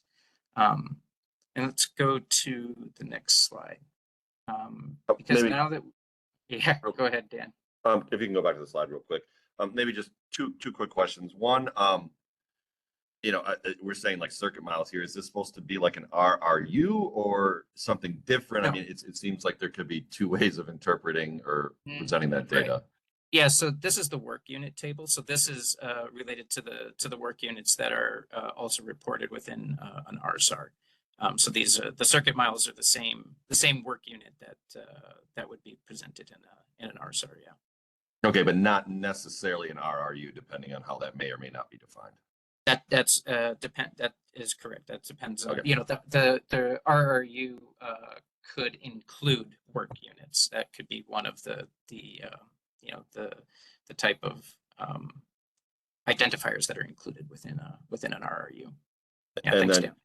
and then maybe just, you said it, and I was going to say next is, there seems to be a little overlap of things that are in like the RSAR or maybe even Yeah. the safety performance report. Is there Yeah. Maybe a thought that the three reports could be combined in the future to tell more of a comprehensive story of, you know, spending, units, risk reduction, and I think Brian put in the chat, like also maybe key metrics such as, you know, employee SIF, DART, those types of things. Like just curious what your thoughts might be on that. Thanks, Dan. Actually, in the recommendation in the staff proposal, one of the recommendations is that you know, some type of a follow-up resolution may look specifically at whether or not it makes sense to combine the tables. So that is one of the things that we're considering, but not at this stage. We think that it's important to, at least at this stage, keep all of the reports kind of running together until we, you know, get the RMR up and running and are able to kind of determine whether or not it makes sense to actually consolidate the reports together. But yeah, that's definitely something that's on our radar. So I appreciate the question. Is it okay to move forward? Yes, thank you. Okay, great. So we'll go to slide 24, because now that you know, we've explored a lot of these tables, we kind of want to shift gears to discuss the infraction and enforcement approach in the staff proposal.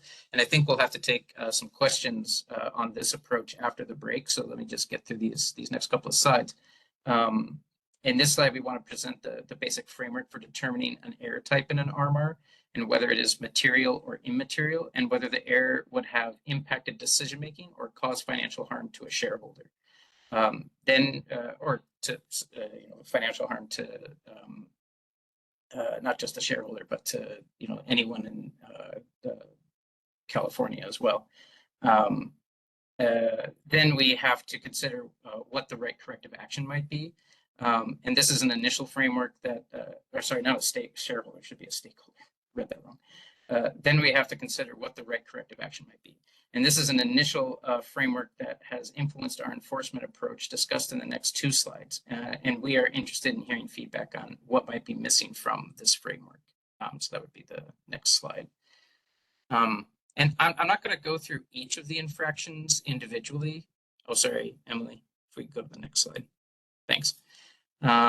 Suffice it to say that the hypothetical infractions are listed in order of increasing severity. There should always be a path for the utility to make amends and fix the root causes of systemic errors, though the bar for remediation is higher at each stage. And if there are other hypothetical infractions that the Commission should consider in this framework, that would be something SPD staff are interested in learning about. And, you know, I also just wanted to, you know, I think Dan just mentioned the RSAR.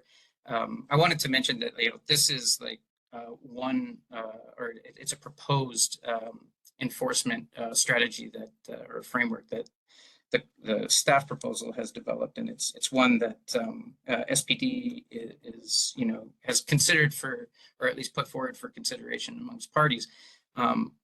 One thing that came to our attention actually quite recently after the proposal had come out, and that we do want some feedback on, is that there's a bill that was recently passed by the legislature, AB 2666.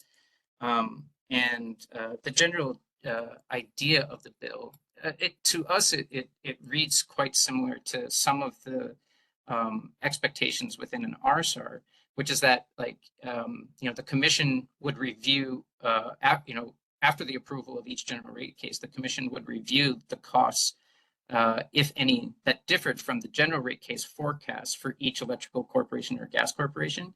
And then the bill actually directs the Commission to potentially adjust the authorized revenue requirement in a subsequent general rate case as appropriate based on the actual past costs the corporation records. And I think that, you know, just in kind of the same, there does seem to be like a similar kind of relationship here with the RMR, and we're curious if any of the interveners or any of the parties have any feedback about whether or not this bill should also play a role within the RMR. Is there some type of a relationship with reviewing costs, but also reviewing risk reduction achievements?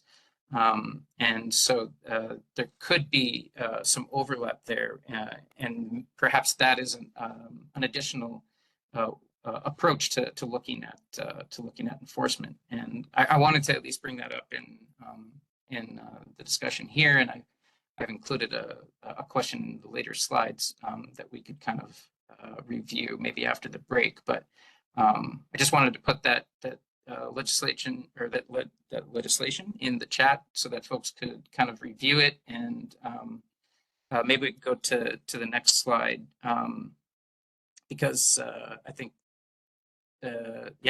thanks, Tom. I appreciate that.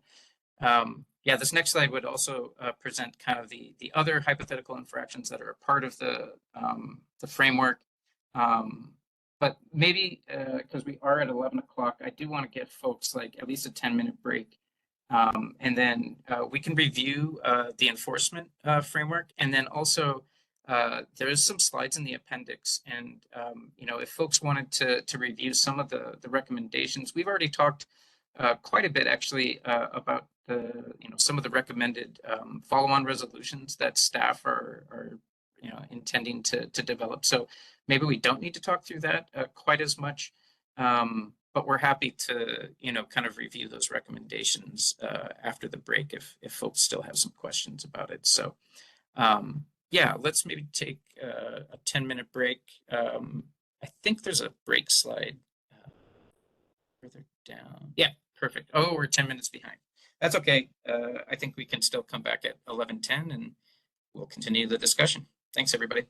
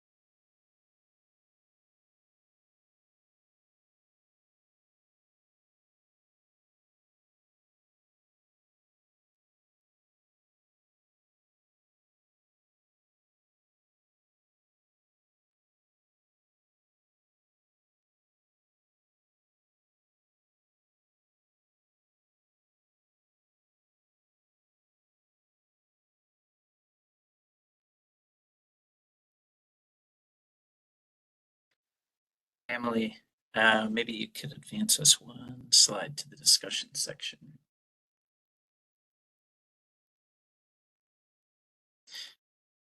Okay. And maybe we don't necessarily need to speak about this particular question off the top, but I just wanted to see if folks had any initial questions. Oh yeah, Miles, please go ahead and feel free. At this point, we can have questions about any of the topics that we've discussed so far. Hey, Miles Gordon from Cal Abacus.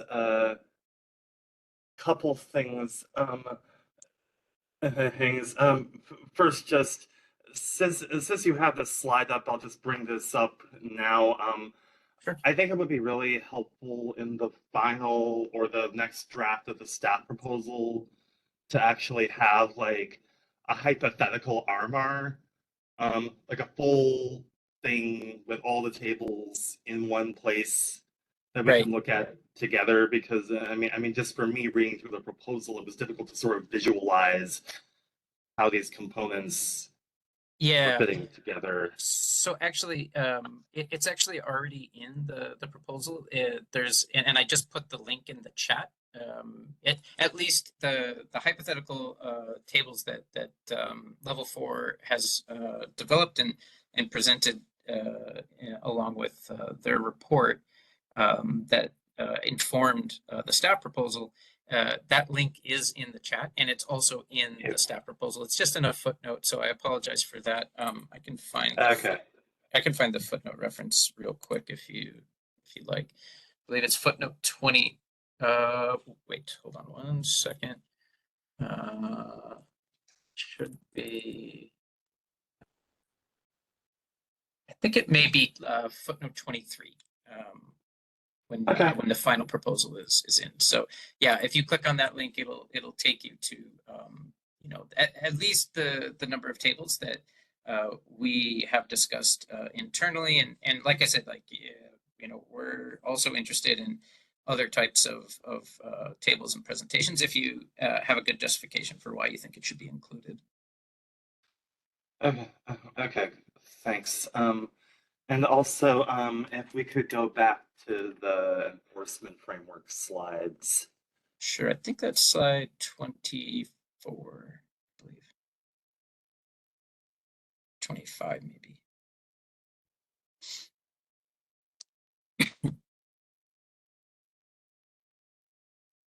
Sorry, Emily, could we go back to slide 25 first? Yeah, okay, yeah, this is the one I think. Yeah, so I wanted to raise the question in like what forum is staff proposing that this be adjudicated in terms of like evaluating whether an infraction has incurred, right? Determining that no infractions have occurred, right? Etc. Yeah, so I think I mentioned that we've made a slight change to the staff proposal to indicate that we would expect that the utility would file their RMR report in their GRC proceeding, and that I think makes sense because the RMR would only really be able to be activated and developed after a GRC decision is adopted, and so. But they would need to notify the ramp proceeding as well, and then staff would need to evaluate the RMR and the updates to the RMR on a yearly basis, and they would determine if any of these potential infractions would occur.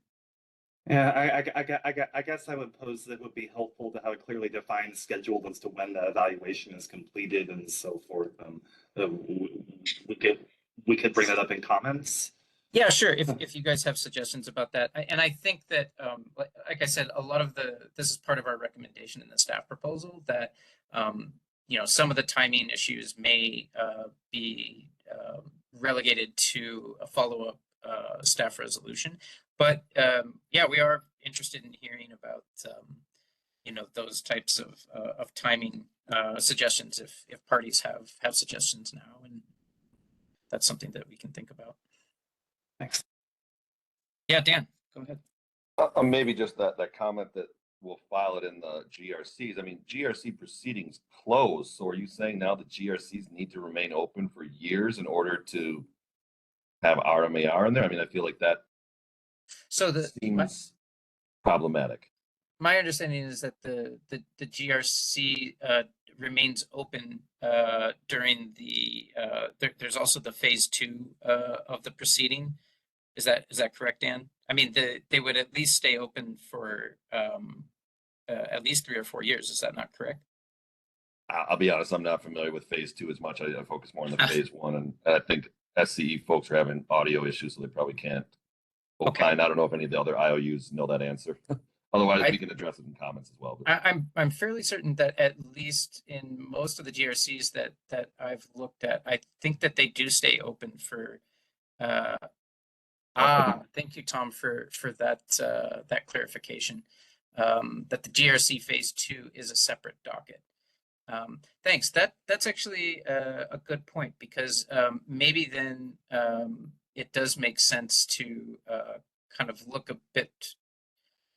Yeah, that's true. And Miles makes a good point that the RSARs are filed in both RAMP and GRCs, regardless of if it's an open or closed proceeding. I think there's a difference between filing something and enforcing corrective actions and fines versus like open close. So I'm just not sure the legality of all that, but okay, thank you. Okay, that's great. Yeah, we'll definitely take that under advisement and consider if there needs to be an additional update to the proposal. But yeah, at the moment, I think it does make sense to file it within the GRC, and then we can follow up on some of the questions that you had, Dan. Yes, Jill. Hi, Jill Tracy with SoCal Gas. Eddie, on hypothetical infraction number 5, yes, it notes the utility demonstrates insufficient progress towards achieving any of the following metrics adopted in a GRC decision. Yes. And that says risk reduction and benefit cost ratio. Could you provide some examples of what staff would consider to be insufficient progress? Yeah, I mean, we haven't finalized the definition of insufficient progress at this point in time. And so, that would be something that we would kind of look to, any I guess, examples from previous enforcement, I guess, frameworks would be helpful in kind of understanding how insufficient progress should be defined in this context. Would be very helpful. And I think that, again, that would be something that we would probably want to refine in a follow-up resolution. So I don't at this time have a definitive definition of insufficient progress for you, Jill. So, okay, would you like the utilities or other parties to provide input to that, since you haven't defined it and this hasn't really been, I mean, this is super important. Yes. And I think it would be really helpful. And this is the only workshop, right? We don't have another workshop to discuss the staff proposal, is that right? We do not have another workshop to discuss this staff proposal. Okay. But as I said, this would be another topic that we would potentially address within a resolution as well. So that this what's listed here is a proposal, and it's definitely open for all of the parties to weigh in on.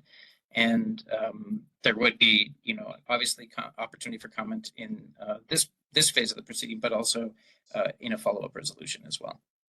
Okay, and then you've discussed a follow-up resolution a couple of times. Yeah. What is your anticipated timing? And if you don't know, I get it. But it would be really, really helpful for us to understand what the timing of that would be. Right. So I think that was a question that was asked earlier. And again, the timing would be that staff would begin exploring this after the phase 4 track 1 decision is completed, and then that would be the time when we would be able to begin reviewing, for instance, this hypothetical enforcement framework, and we would be able to determine what's the best way forward for that through a resolution. Okay, so I didn't know if there would be one resolution or a whole bunch. I recall that discussion, but then you mentioned this resolution. I didn't understand if it would be issued Yeah, thanks. before That's the a PD or. Yeah, that's a good question. No, I think the general idea is that there would kind of be an initial, RMR related resolution that would address the multiple things that would be would need to be finalized in order for the RMR to begin. Yeah.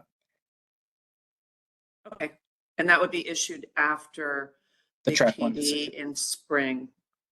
Yes. You anticipate that in the spring. Okay, thank you. And I saw that Dan asked, so a track 1 decision would not have any formal RMR requirements. There would be the idea is that we would kind of incorporate, at least staff's recommendation is that there should be the general structure of the RMR that we've kind of presented in the proposal should be included within the track 1 decision. We could also provide, the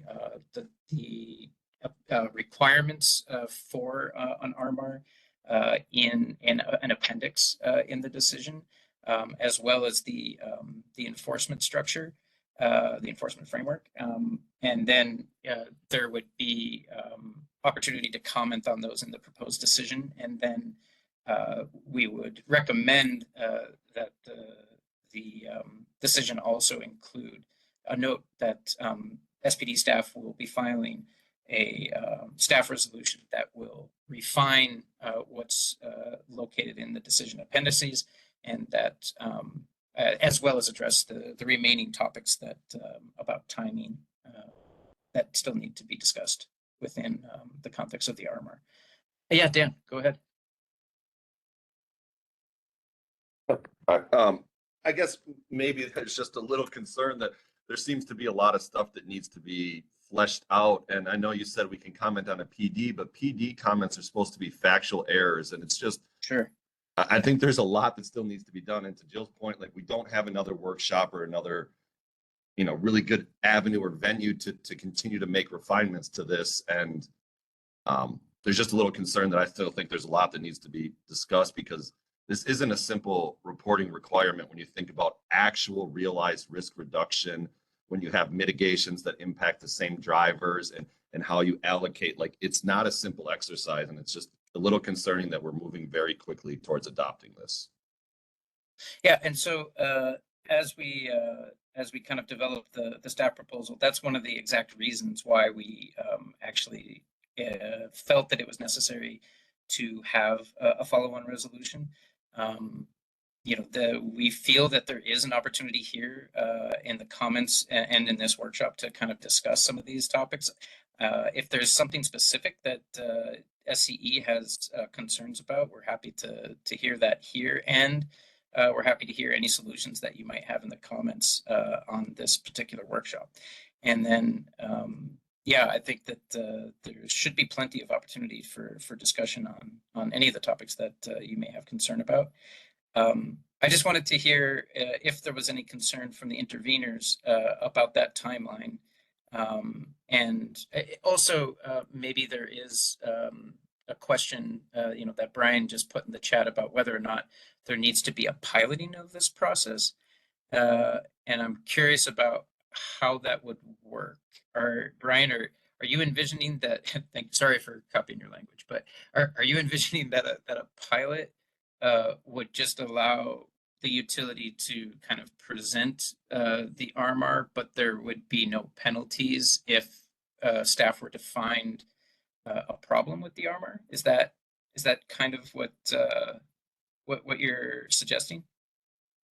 And maybe I can try and take that for Brian. This is Dan. Oh, right. Sorry. Unless Brian, is your audio working better? I'll let you go if it works.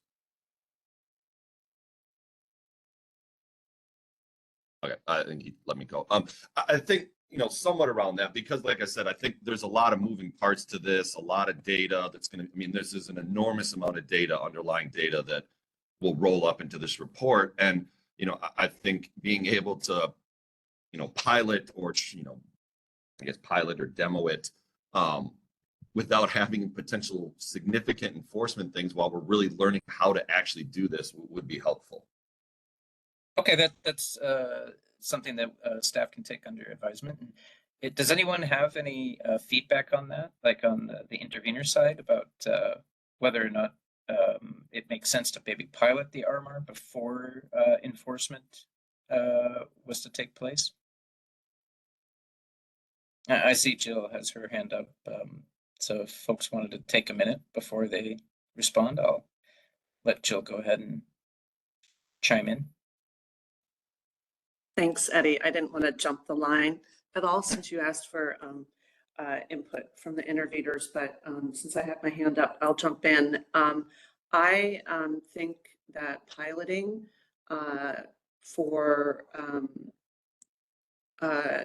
this proposal, I think would be something that the SoCalGas would be amenable to, and maybe that because of the truncated time frame right now, and that we don't have another workshop, and there seems to be a lot of uncertainty, we really, really appreciate how open you are to our feedback, and we can, tell how important you consider our feedback. So I think that's something it resonated throughout this workshop, but the time frame seems to be very truncated. And so if staff wouldn't be amenable to some sort of modest extension for the comment period, because there does seem to be so many moving parts, to Edison's point, and the enormous amount of data requirements and expectations and needs for this proposal. I'm almost of the opinion that like a pilot is probably, if there is no opportunity for an extension, that a pilot is something that would be a good consideration to look at. Okay, I just want to emphasize, Joe, that staff don't have the ability to grant an extension, but we appreciate that thought, and we'll take it under consideration. And thank you for that comment. Okay, Laura. thanks. Yeah. Laura Chartrand on behalf of EPUC and indicated shippers.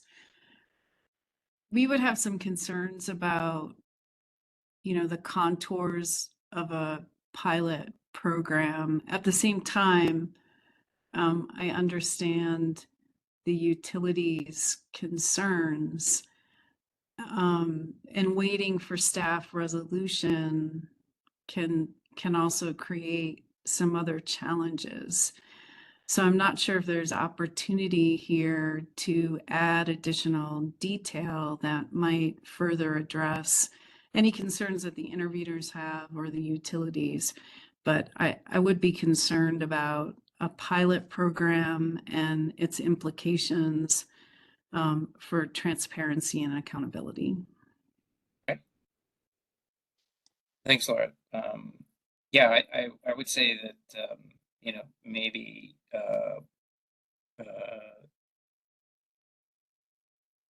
maybe having a follow-up question and comment on the pilot aspect of this would be helpful. Yeah, Tom Long.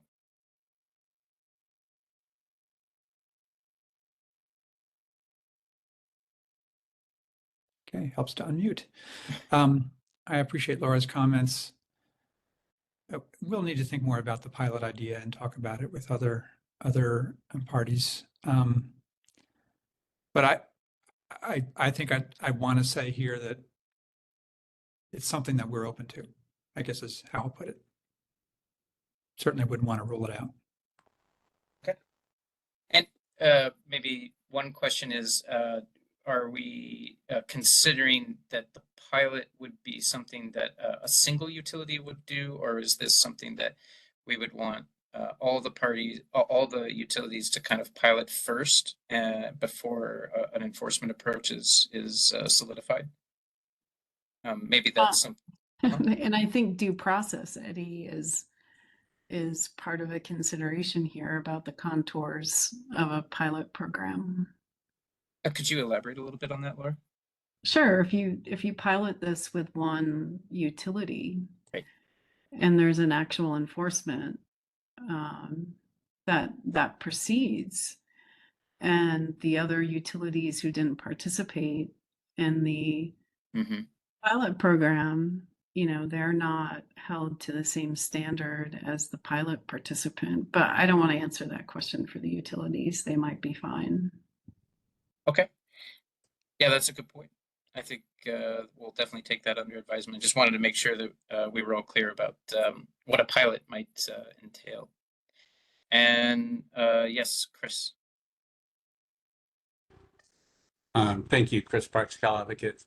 Yeah, so I guess we would also want to have some time to, and maybe we could provide comments regarding, you know, the suggestion about a pilot program. I guess, you know, immediately I'm concerned about how the pilot program would then transition back to, you know, the proposal.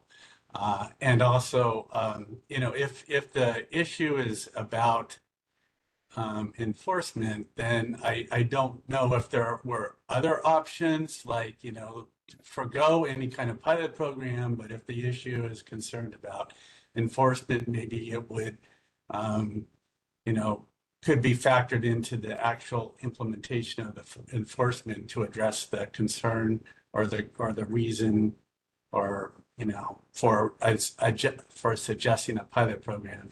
But, you know, off the top of my head, I would be concerned about how a pilot program might then transition into the program that we're trying to get out of this. But we could probably think that through and then suggest some comments. Okay, great. And I see Tom raised his hand as well. If you wanted to follow up on that. I did, and I thank Chris for that comment. And it just highlights how potentially complicated an issue like this is, and how it's worth more thought. But what Chris suggested is I think along the lines of that maybe the submissions, the RMAR submissions would not be pilot submissions, but that there might be some forbearance on enforcement for a period while we get things sorted out. Okay. Yeah. So because if the initial submissions and then the predicate for all of the work is pilot, then it doesn't feel real. But we want it to be real information, and we want it to be information that's taken extremely seriously. And we don't want anyone to be able to say, "Oh, well, that was all submitted during the pilot, so, you know, don't treat that as anything that matters," and that might be a problematic outcome. I see. Yeah. I'm just. I think that there will definitely need to be some continued review internally for us to think about what the implications of a pilot would be as well. So I appreciate these comments. I see Jill has her hand up. I just wanted to react to Laura Earle's comment in the chat that the RDF proceeding does have a legal advisor, and the staff proposal has been shared with that legal advisor. That legal advisor is an expert or is focused on this proceeding. So if there's something in particular that you wanted to ask, I would please advise that advisor is not currently here, and I would ask that maybe there be an offline discussion if you had any specific questions for legal divisions or the RDF proceedings legal division representative. I hope that's okay, Laura. And yeah, so I'll go ahead and let Jill answer, unless Laura had something or if she wanted to add something in the chat, she can too, or she can raise her hand. add something to that, but go ahead, Jill. Yeah, sure. Since we're discussing enforcement, is this proposal for enforcement on top of the existing CPUC enforcement policy? Yeah, thank you. Thank you for that question. I mean, the enforcement framework that we've developed is essentially modeled after the resolution M4846. I think we cite to that actually in the staff proposal. So it's basically taking the enforcement structure that's in M4846 and kind of making it more concrete and relevant to the RMAR itself. But essentially, it's building on that resolution. So it's on top of, I guess, I understand that it's based upon M4846. But is it on top of, or so that is it a duplicative?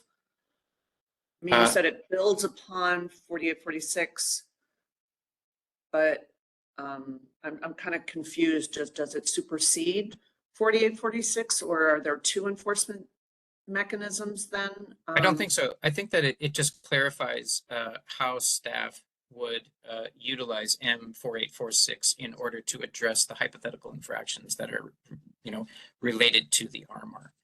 So I wouldn't say that it supersedes that resolution. Okay, it's a clarification, but then we don't have any of the definitions of No, like not at this point. what's incomplete or Right. what's insufficient progress, and that's going to be coming at another time after the spring PD is kind of. That's correct. Okay. And then will there be, and I'm sorry for all the questions, will there be like a workshop or ability to comment when that subsequent resolution comes out? We're actually currently internally having a discussion about that. That actually could be a potential avenue, and I appreciate you asking that question. And it'll be something that we definitely take back internally, and we will definitely inform the service list and all parties if there will be a workshop on this topic to update the enforcement framework. Okay, appreciate it. Thank you. Thank you.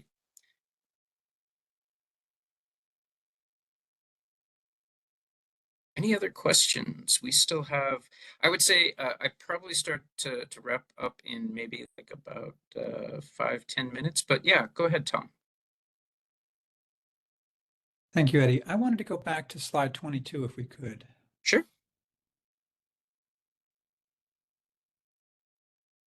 So sorry, Emily, if you could move us back to slide 22. Thanks. Yeah. So the previous slide was using what is called their average risk, and then this slide is uses tail risk, and there were I think some fair questions raised about being able to use tail risk for the results side of this. And the question is there any reason why this couldn't be done using this slide 22? I guess I'm curious why it was done with tail risk and why not do it with average risk by reference to expected value, or what you're calling average risk. Oh yeah, no, absolutely. It absolutely can be done with average risk.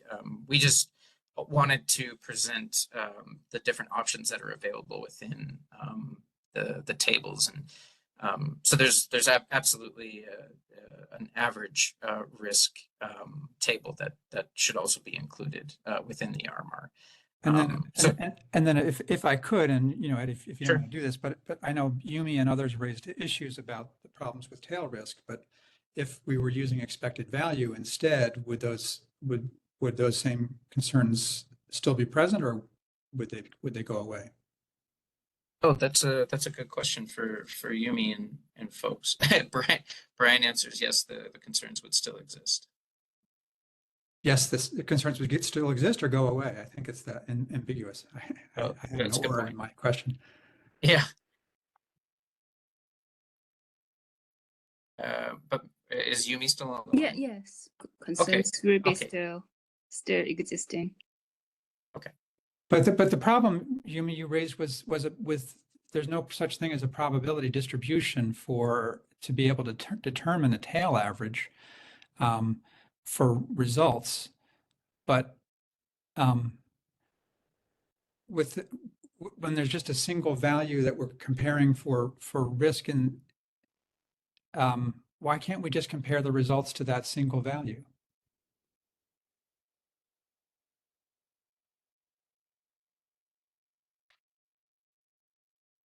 Eddie, can I jump in here? Yeah, sure. But maybe Yumi, did you want to react to that first, and then Matthew, maybe I'll let you jump in after that. No, I think Matthew will be better to answer the question because I didn't design this. Okay. Go ahead, Matthew. So I actually don't think there's really a conflict here.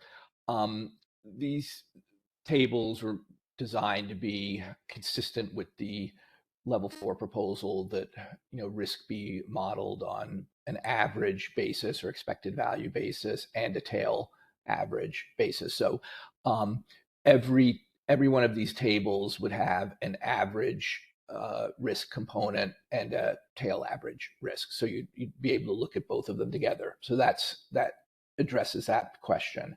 As far as the existence of a tail risk, it is true for the outcomes, there would be no tail average of the outcome, because the outcome, it just is what it is. However, recall that for modeled results, there still would be a tail average because it's coming off a model, and the models would be producing probability distributions. And again, this would be the modeled result would be the exact timing of a mitigation benefit as opposed to the original planned timing. So that's where you would have the comparison. So keep in mind that outcomes, which are the actual occurrences of risk events such as wildfires, would not have a tail average report to them. And in the examples that have been shown, they do not. They can be certainly compared to a tail average model to see if a breach has occurred, but the outcome itself would not have tail average. However, anything that's a modeled result would have a tail average.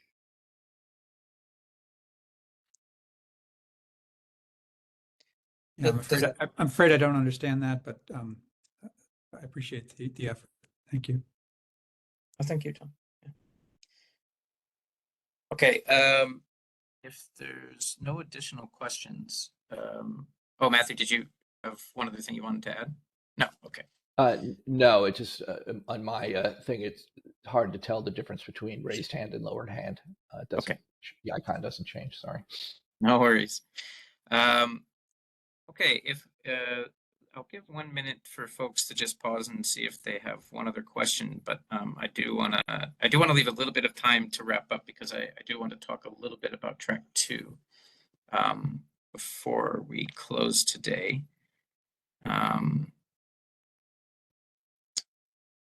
Yeah, Emily, why don't you go ahead and move us towards, I believe it's slide, check. I believe it's slide 35. Yep. Great. So just a quick reminder that there's a workshop recording that'll appear on YouTube for this workshop. It'll come out in about 3 to 4 days, and we will send a notification to the service list once it is out. We also, that the SPD will file a post-workshop proposal by December 30th. Excuse me. And then there will be an opening comment period on January 20th with reply comments on January 27th. And so I think we can go to the next slide. Is what I would like to discuss. Oh, Matthew, you came unmuted. Did you have something you wanted to add to that? Or? Sorry, no. No worries. Okay, thanks. So yeah, I just wanted to quickly review kind of the previous email. It was a procedural email that I sent out early December regarding the Track 2 Technical Working Group that we're going to be holding on January 24th. And well, it'll start on January 24th, and then from January 27th to January 30th, 2025, from 10 a.m. to 12:30 p.m. We'll be having these technical working groups to discuss the data templates for each of those days. I do want to note that there were some typos in my email. Many of the dates that were for 2025 for some reason had a date of 2024. So I've kind of recreated them here for parties to see. And of course, you'll get access to the slide deck as well. And it's up on our webpage. Oh, yes, Mark, I see you have your hand up. Hey, Eddie, I don't want to distract. I have a slightly technical question, so I don't want to distract from what you're saying here. I can ask it now or hold off till later. Okay, yeah, that sounds good. Maybe just give me a second to run through this real quick, and I wanted to see if folks have any questions about this timeline. Yeah, excellent. Yeah, what we need from everyone by December 27th is just an email to SPD that says that you're interested in sharing the template and presenting during the technical working groups.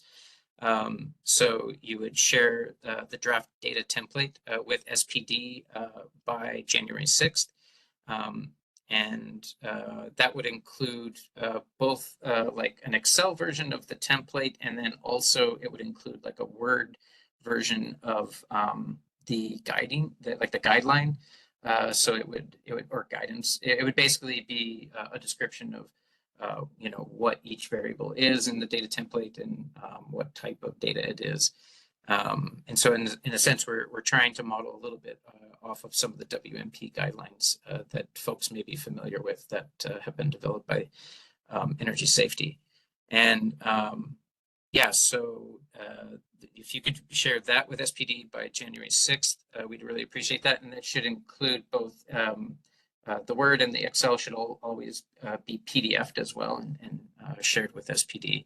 And then please share any slides that you would like to present at the workshop by January 15th of 2025. We will create an agenda based off of the interest that we receive from different parties, and we've set aside about 6 days to kind of work through this, and then we'll try to determine where each of the presenters which days they will use, and share that with folks. Let's see. Dan, did you have a question, or should I go through the working group summary real quick? Maybe real quick on this one. I mean, with the holidays and everything coming up, I mean, January 6th is really only a couple business working days for most of us. Is there any way we could extend that? I mean, that's like 3 weeks before the actual working workshops themselves. I think it's really tight with all the other deadlines and deliverables we have just for this risk OIR to be able to develop something. So I completely appreciate that, but actually we're on a pretty tight deadline in order to make sure that all parties have access to the templates in time, so that folks have enough time to review them like 2 weeks in advance before we actually start the technical working groups. And trust me, SPD is under the same type of deadlines as well. So yeah, I just think speed shouldn't override thoughtfulness and being able to actually submit useful proposals, but I understand. Yeah, and I mean, that's exactly why we've scheduled, a good 6 days to kind of work through the technical details of these topics. And again, there's going to be a final template that's going to be submitted to, the RDF proceeding docket on February 17th. So there's still lots of time to develop a final version of these templates for consideration in the proceeding.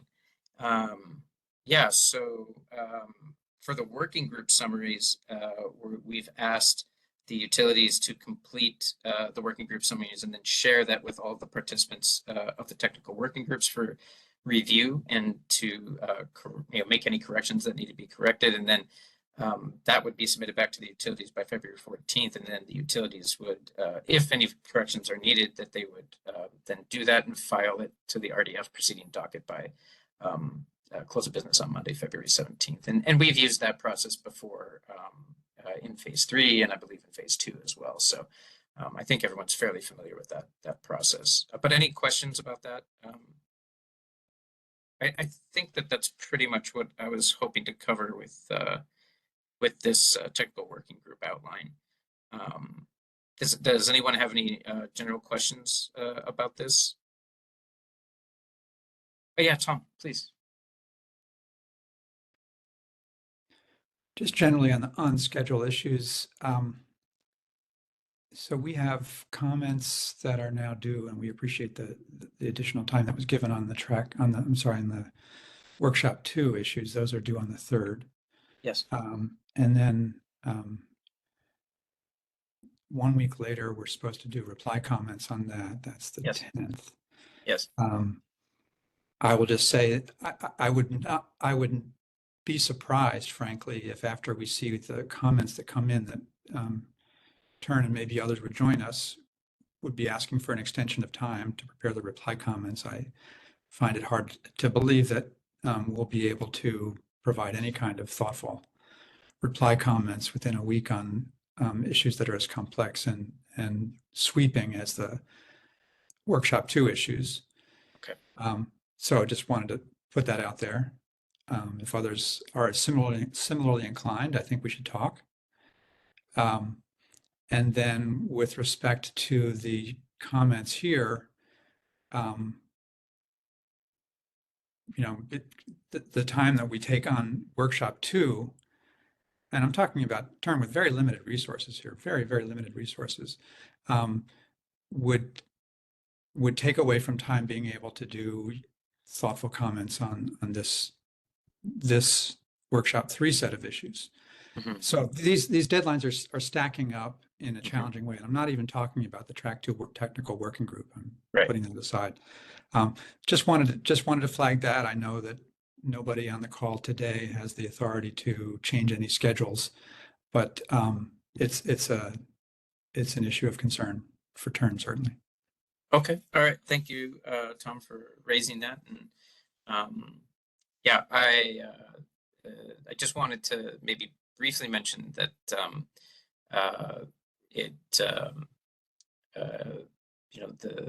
the schedule is tight, but I think that we've had a lot of productive conversations today and throughout the phase so far, and we're looking forward to having continued discussions about the track 2 technical working group. And so yeah, I appreciate that input.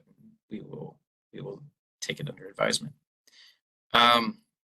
Are there any additional questions or thoughts about the track 2 technical working group? Okay.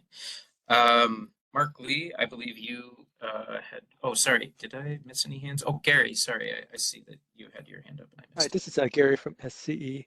Yeah. I'm just curious about the final template. It says submit a PDF version of the template. Who submits that? But any of the presenters who are developing templates that will be presenting at the working groups, they would submit a PDF version of the template and guideline to the RDF proceeding docket, and then they would submit the original Excel and Word version to SPD. So to be clear, if there are 5 people that submit proposals, then 5 people will submit 5 different PDF versions of a template? 5 persons, I mean, if there were 5 parties, I think is what you mean? Yeah, that's correct. Okay. Okay, thanks. Okay, are there any additional questions or thoughts? Track 2? Yeah, Jill. Hi, I just have a clarifying question. There's template and then there's guidelines. Yeah. And then, so you've got the draft template deadline of January 6th. Is that just the template? No, and in the email, I think I clarified that it's the data template and the guidance, the guideline as well. Okay, all right. I'm sorry. There's been so much information coming, and Okay. to Tom's point, we've been kind of just trying to survive here. So I appreciate the clarification. Thank you. Okay, thanks, Jill. Okay, yeah, Mark, did you have a question that you wanted to ask? Yeah, just a minor point, and I can leave it in the comments as well. When we're talking about having IOUs submit forecasts, or I think what's termed here as modeled quantities, are we talking about both forecasts of benefits and of just the risk outcomes themselves? So the risk outcomes are not models, right? They're the actual risk events themselves that can be calculated. I think what the modeling that's taking place for the actuals is related to the mitigation. It's related to the mitigation's ability to reduce risk, and you know that is something that the utilities both model as a forecast, and then the quote unquote, not quote unquote, but the actual risk reduction once the mitigation is used and useful would still be to a certain extent a modeled result, and that's the relationship in that table between the actual and the forecasts. And I believe that Matthew can correct me if I'm wrong about that, but I'm pretty sure that that's the general understanding of how those tables should look. And I think I hit it. Okay, does that help answer your question, Mark? I think so. I don't want to take up too much more time. I think so. I think the idea here is just the important thing is the mitigation benefit, right? So comparing forecasted versus actuals in those terms, right? Like, those can stem from other things, but it's not expected that you would provide forecasts of all the, let's say, ingredients that go into, whatever that would mean, right? It's just, again, the focus is on the benefit. So, yeah. Okay. Oh yeah, go ahead, Matthew, if you wanted to. Yeah, it's I know I recognize the subtlety between the modeled results for actuals versus the plan, and how would those be different? Well, on the benefit side, it could be timing differences. So a delay in mitigations would result in the modeled actuals being different than the modeled plan. But I also wanted to point out a very possible difference is actually on the cost side. You have cost variances, cost overruns, and that kind of thing. So it's not just about the benefits. The modeled results would affect the benefits and the cost, and then potentially the cost benefit ratio. And I think the timing is only one aspect of it, because there's also design differences. There could be some type of change that happens, from the plan. Yeah, absolutely. Or there become a change in the view on the mitigation effectiveness. But right, yeah, if sure. You're going to go into planning to do undergrounding and then ended up doing something else, yeah, that would cause a quite significant difference in modeled results versus modeled plan. Which would result in the utility needing to provide a very detailed explanation of why that change has happened. Yes. Okay. All right. Great. I think I'm gonna wrap us up unless there's like one more question about the technical working groups or any of the final thoughts. Okay, on the timing. If not, then I just want to thank everyone. I don't know if Judge Lakey or Suzanne, if you guys have any final thoughts that you wanted to share after the completion of the workshop. Thanks, Eddie. No final thoughts, but I just want to say I've been attentive to everyone's questions, and I really appreciate everyone's engagement on this. So thank you for taking the time, and thank you again to Safety Policy Division for shepherding and stewarding this workshop. Awesome. Judge Leakey?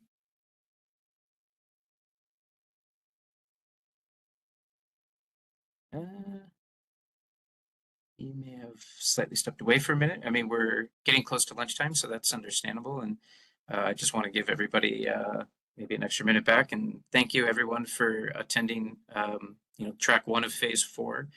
I appreciate all the, questions and the back and forth, and we look forward to the upcoming comment periods, as Tom mentioned, in the new year.